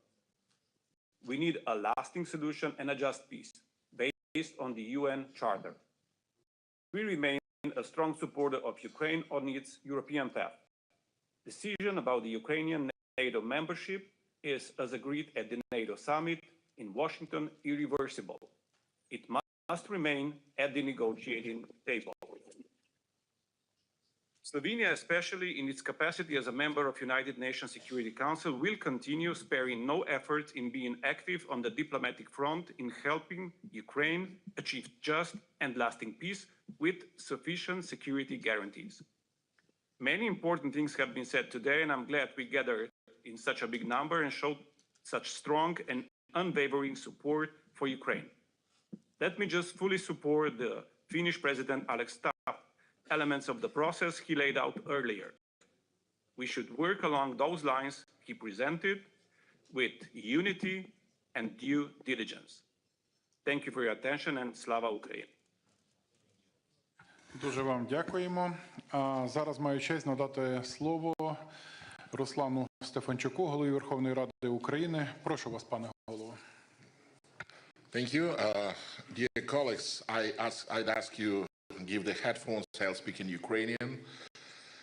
Шановний пане президенте, шановний пане прем'єр-міністре, шановні панове президенти, прем'єр-міністри, шановні колеги, високоповажні пані і панове. Насамперед, для мене є великою честю сьогодні звернутися до вас тут, у такому потужному зібранні. Я тільки що повернувся із засідання Верховної Ради України, засідання українського парламенту. І ви знаєте, як і 3 роки тому був наповнений зал, як і 3 роки тому ми почали з небезпеки у вигляді повітряної тривоги, і як і 3 роки тому ми готові робити все заради української перемоги. Але я себе зловив на одній думці, що одного не було того, з'явилося одне те, перепрошую, чого не було 3 роки тому. Це потужна підтримка наших партнерів. І безпеперечно вона прийшла дуже швидко і ніколи після цього нас не полишала. І користуючись цією нагодою, я хочу передати вам великі слова щирої вдячності від імені українського парламенту за послідовну підтримку і допомогу, які усі ці 3 роки так невтомно ви надаєте Україні і українському народові. А ще я хочу подякувати парламентам ваших країн. Я пишаюся тим, що спільно нам усім вдалося консолідувати міжнародне парламентське товариство. Ми змогли зберегти єдність міжнародної демократичної парламентської спільноти. І ми хочемо зберегти нашу трансатлантичну єдність, яка є важливою запорукою демократичної єдності. Дорогі друзі, зарубіжні парламенти у своїй синергії з главами держав і урядами приймали і продовжують приймати важливі рішення задля посилення України і стримування держави-терориста. Дозвольте повідомити вам, що потужний голос парламентаризму світ почує і в день 3-х роковин російської агресії, оскільки понад 20 спікерів і президентка Європейського парламенту виступили спільно із заявою на підтримку України, і її текст ми невдовзі оприлюднимо. Це називається парламентська відповідальність, солідарність і єдність, які нам треба ретельно оберігати. Шановні друзі, ми і надалі зробимо все для того, аби питання військової, фінансової, енергетичної, гуманітарної, політичної підтримки Україні залишалося у фокусі уваги парламентських кіл демократичних країн світу. Адже боремось ми за свою землю, і наша боротьба є істиною. Адже саме ми є жертвою злочинної агресії. І саме ми прагнемо завершення цієї розв'язаної проти нас війни та досягнення справедливого і тривалого миру. Завдяки лідерству президента України Володимира Зеленського раз і назавжди стала на шлях до інтеграції до Європейського Союзу і Україна. Сьогодні ми країна-кандидат на вступ, яка от-от відкриє переговорні кластери. І ми виконуємо своє домашнє завдання і гідно пройдемо цей складний, але єдино можливий шлях. Але водночас ми дуже просимо вас продовжувати підставляти нам своє плече, допомогти вирватися з імперіалістичного російського гніту і впливу. Як народу і країні, які поділяють ваші цінності і хочуть бути частиною європейської цивілізації, ми хочемо повернутися до нашого європейського дому. Суть і поведінка Росії вимагають вирішення питання гарантій безпеки України. І маю підстави стверджувати, що найдієвішою з них прогресивне міжнародне парламентське середовище, як і український парламент, вважає членство у Північно-Атлантичному альянсі. Захищена і сильна Україна не лише зможе протистояти будь-якій агресії, але й продовжувати робити унікальний внесок у зміцнення архітектури європейської безпеки. Пані і панове, сьогодні треті роковини війни. Сьогодні чи не найвідповідальніший момент подальшого розвитку подій. І сьогодні ви, як справжні друзі і партнери, приїхали до Києва або звернулися з відеопосланнями. Бо всі ми добре усвідомлюємо, що нас зібрала не лише дата. Нас зібрала висока відповідальність за майбутнє нашого європейського і світового дому, де має панувати демократія, справедливість і розвиток. Тому будьмо гідні цієї високої цілі. Дякую вам за увагу і слава Україні! Дякуємо, пане голово. Зараз ми знову переміщуємося в особливе місце української стійкості, в черговий прикордонний регіон Суми. І я маю честь запросити до слова тимчасово виконуючого обов'язки ректора Сумського державного університету Івана Козія. Вам слово. Mr. President, esteemed representative of partner countries, dear guests, the city of Sumy stands today on the front lines of our country's defense. Our community, alongside the armed forces of Ukraine, is heroically fighting for independence and the future of the next generations. We address you from Sumy State University, whose building was recently destroyed by Russian airstrikes. The enemy seeks to destroy Ukraine's future and block access to education. However, thanks to the heroism of our defenders, the support of the President of Ukraine, and the resilience of our people, our professors, university staff, and students continue an educational process despite all threats and challenges. Thousands of students receive high-quality education, believing in the future and making plans for the recovery and reconstruction of a new Ukraine. The university's strong ties with international partners help us build plans for the future. We hope that once the war is over, we will join forces for common development and progress. I thank the international community for its support. We thank our defenders for their heroism.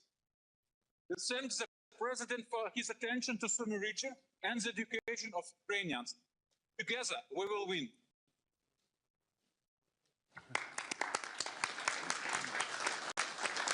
Дякуємо вам за вашу стійкість. Повертаємося до наших найближчих союзників. І зараз я радий запросити до виступу його високоповажність пана Антоніо Таяні, віце-прем'єр-міністра, міністра закордонних справ Італії. У цей вирішальний час для Європи цінуємо сильну підтримку Італії. Прошу.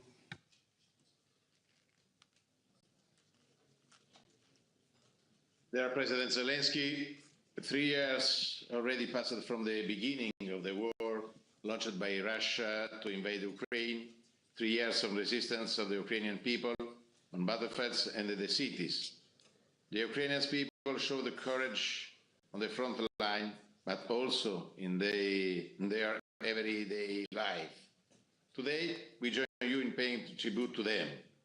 In all this time, the Italian government has been at your side in the effort for a just peace. This cannot be a surrender of Ukraine. Italy is working with its friends and partners for peace. Peace is our goal. There will be no negotiation without Ukraine and without Europe. It's impossible to achieve an agreement in favor of peace without Ukraine and without Europe. This is very important for us. Peace must come with strong security guarantees for Ukraine. It must be real, strong and lasting to prevent Europe from facing war again. We look forward to discussing together the future of Ukraine, its reconstruction, cultural exchange, trade. We want tourists to visit Ukrainian cities, Ukrainian students to visit Italy, and our university to work together. Italy is in the first line on the reconstruction, with a special focus on the energy sector, crucial for families, especially in the winter. We are working hard together for organizing an international conference on reconstruction that will host in Rome on the 10 and 11 July. And we want to organize a big success for Ukraine. For 3 difficult years, Italy stood with Ukraine, and it will continue to do so, for a future of peace, growth, prosperity, and most importantly, freedom. Slava Ukraini!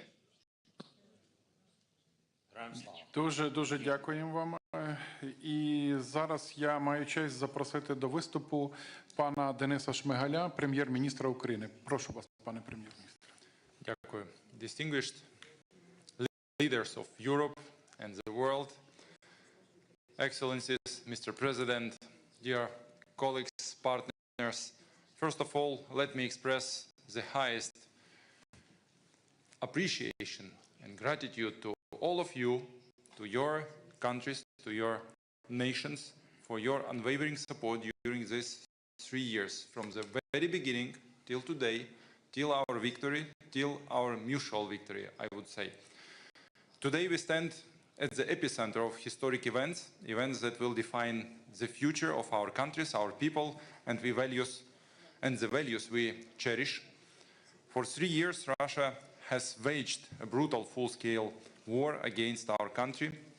Its goal is not only to destroy Ukraine, but also to dismantle Europe and the global order itself.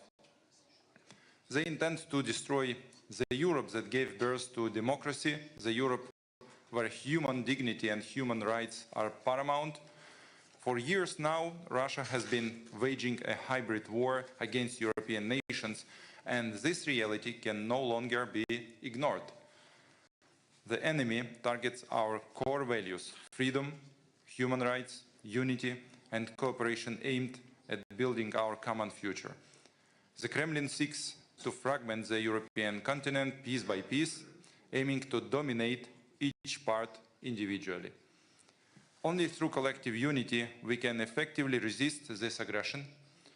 Right now, no country in the world has more frontline experience effectively confronting Russia than Ukraine.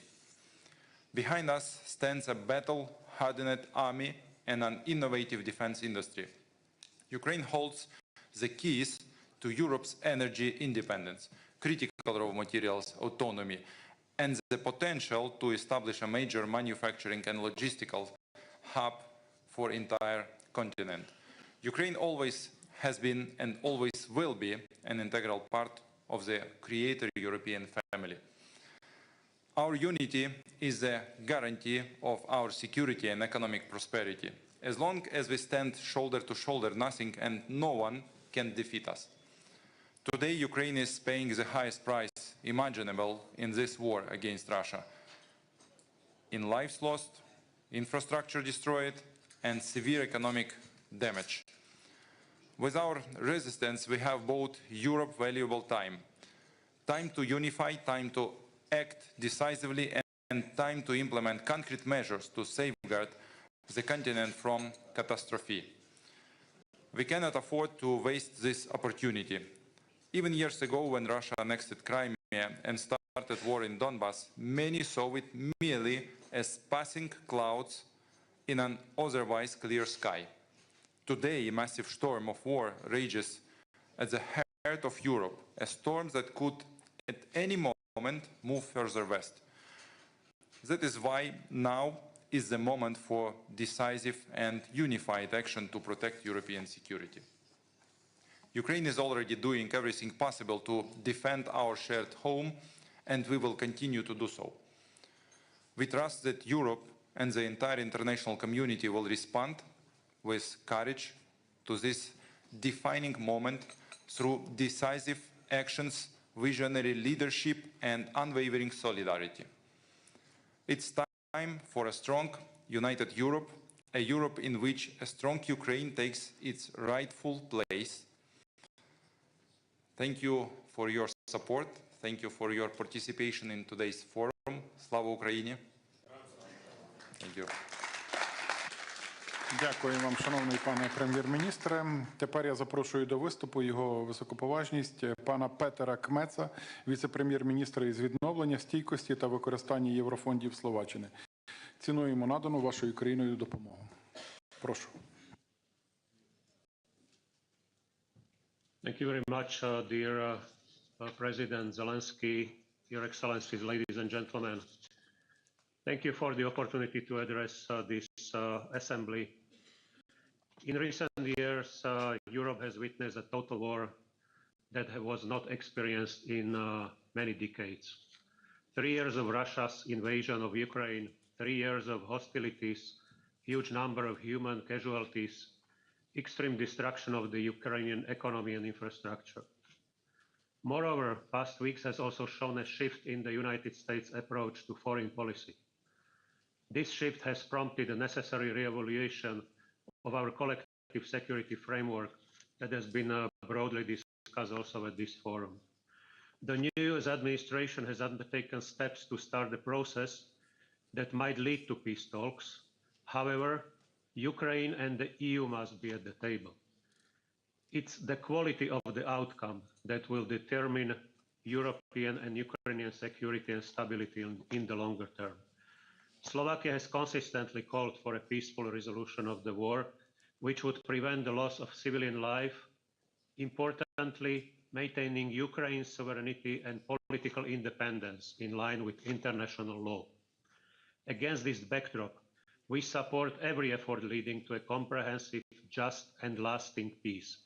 A comprehensive and just peace is a prerequisite for lasting peace. Robust security guarantees for Ukraine are a critical precondition for achieving sustainable solution. Nevertheless, future engagement of the US in the security guarantees for Ukraine is essential.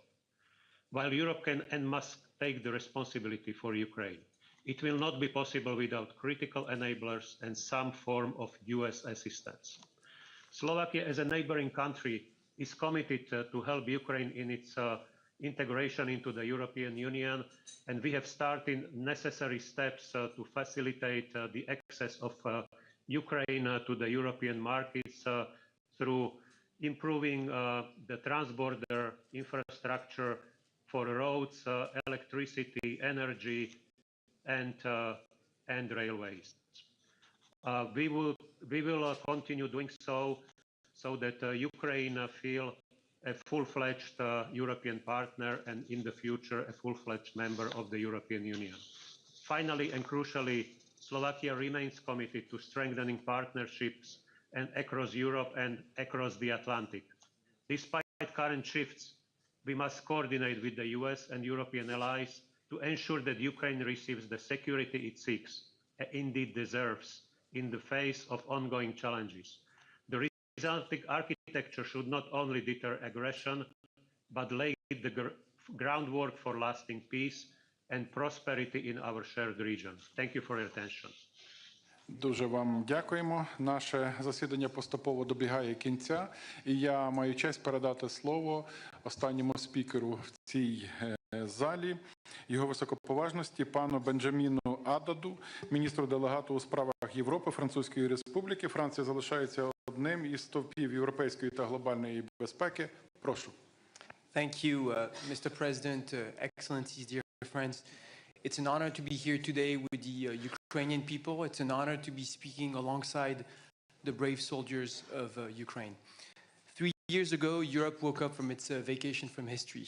A permanent member of the Security Council, Russia, chose to attack a sovereign and independent country, Ukraine, which in no way threatened it. After illegally occupying part of Ukraine's territory, after occupying it since 2014, by attacking Ukraine on a full scale in February 2022, Russia blatantly violated once again the principles of international law that we have been building together since 1945. Since February 24th, 2022, the whole world has witnessed the courage and the resistance of the Ukrainian people. The strength and determination with which Ukrainian men and women defend their country, their history, their culture, commands our admiration. By doing so, Ukrainians are protecting the security of Europeans. We now have an essential role to play in the search for a just, solid, and lasting peace to resolve this war which so dangerously affects European security. We must work together, just as we have demonstrated our unity and solidarity since the first day of Russian aggression. Europeans will take their responsibilities for the emergence of a strong and prosperous Ukraine and for ensuring security in Europe in the long term. France will continue to do so, as has demonstrated over the last few weeks in close coordination with our main partners. The coming weeks will be crucial for the future of Ukraine and the European continent. While Russia shows no openness to concessions, we fully support the peaceful restraint approach. To that end, now more than ever, it's crucial that we continue to support Ukraine. This, of course, includes strengthened military aid. And in this regard, France continues to play its full part, having recently sent Ukraine Mirage 2005 aircraft and completed the training and equipping of a full brigade of the Anne of Kyiv brigade. To meet Ukraine's military, economic, financial, and humanitarian needs, and to support Ukrainian refugees on their territory, the European Union and its member states have spent together more than 135 billion euros, more than any other partner. We must also step up our effort to increase the pressure on Russia and the third country entities supporting its war effort. This is why we welcome today's adoption of a 16 package of sanctions by the European Union and our partners. As a sovereign state, Ukraine must be free to choose its own alliances and destiny. This is why we fully support its European path. Ukraine is, of course, already a member of the European family. A settlement of the conflict without Ukraine would have no future. It would consecrate the superiority of force and aggression over law and pave the way for tomorrow's wars. Nothing must be decided about Ukraine without Ukraine. To be just and lasting, peace must respect the United Nations Charter and its principles, and thus the sovereignty and territorial integrity of Ukraine. Russia's aggression constitutes a direct existential threat to the entire European continent. Europe, whose security is at stake, must take part of the negotiation and the long-term security guarantees to resolve the conflict. Nothing must be decided on European security without Europeans. These principles guide our action, guide France's action, and we will not deviate from them. This is a turning point for European security, and history will look at us. Rest assured that we will continue to support Ukraine until a just and durable peace is achieved, a peace that will guarantee Ukraine's security interest, its freedom, and ours collectively on the scale of the European continent. France stands with the Ukrainian people. Slava Ukraini. Дуже вам дякуємо за ваш виступ. І перед нами ще два коротких відеозвернення від керівництва НАТО та Ради Європи тривалістю близько 3 хвилин. Ukraine continues to endure with courage that does not falter, hope that does not fade, and a spirit that cannot be broken. NATO has stood with Ukraine throughout Russia's brutal war of aggression to keep the flame of freedom burning.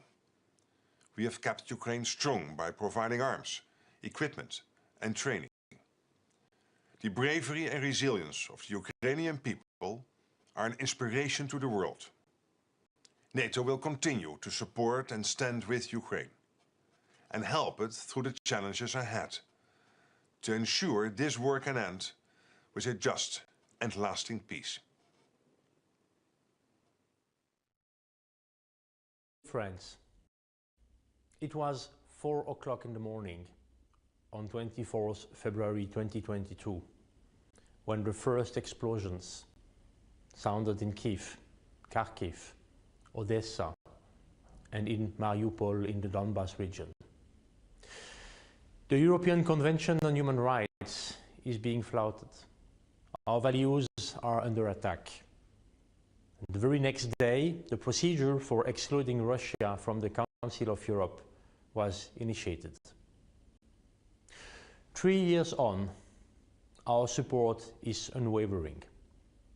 The Council of Europe stands by Ukraine to obtain reparations, to combat war crimes and impunity, to strengthen democracy, to protect the children of Ukraine, so that Ukraine continues to exist, so that it can return to the path of peace, reconstruction, and justice.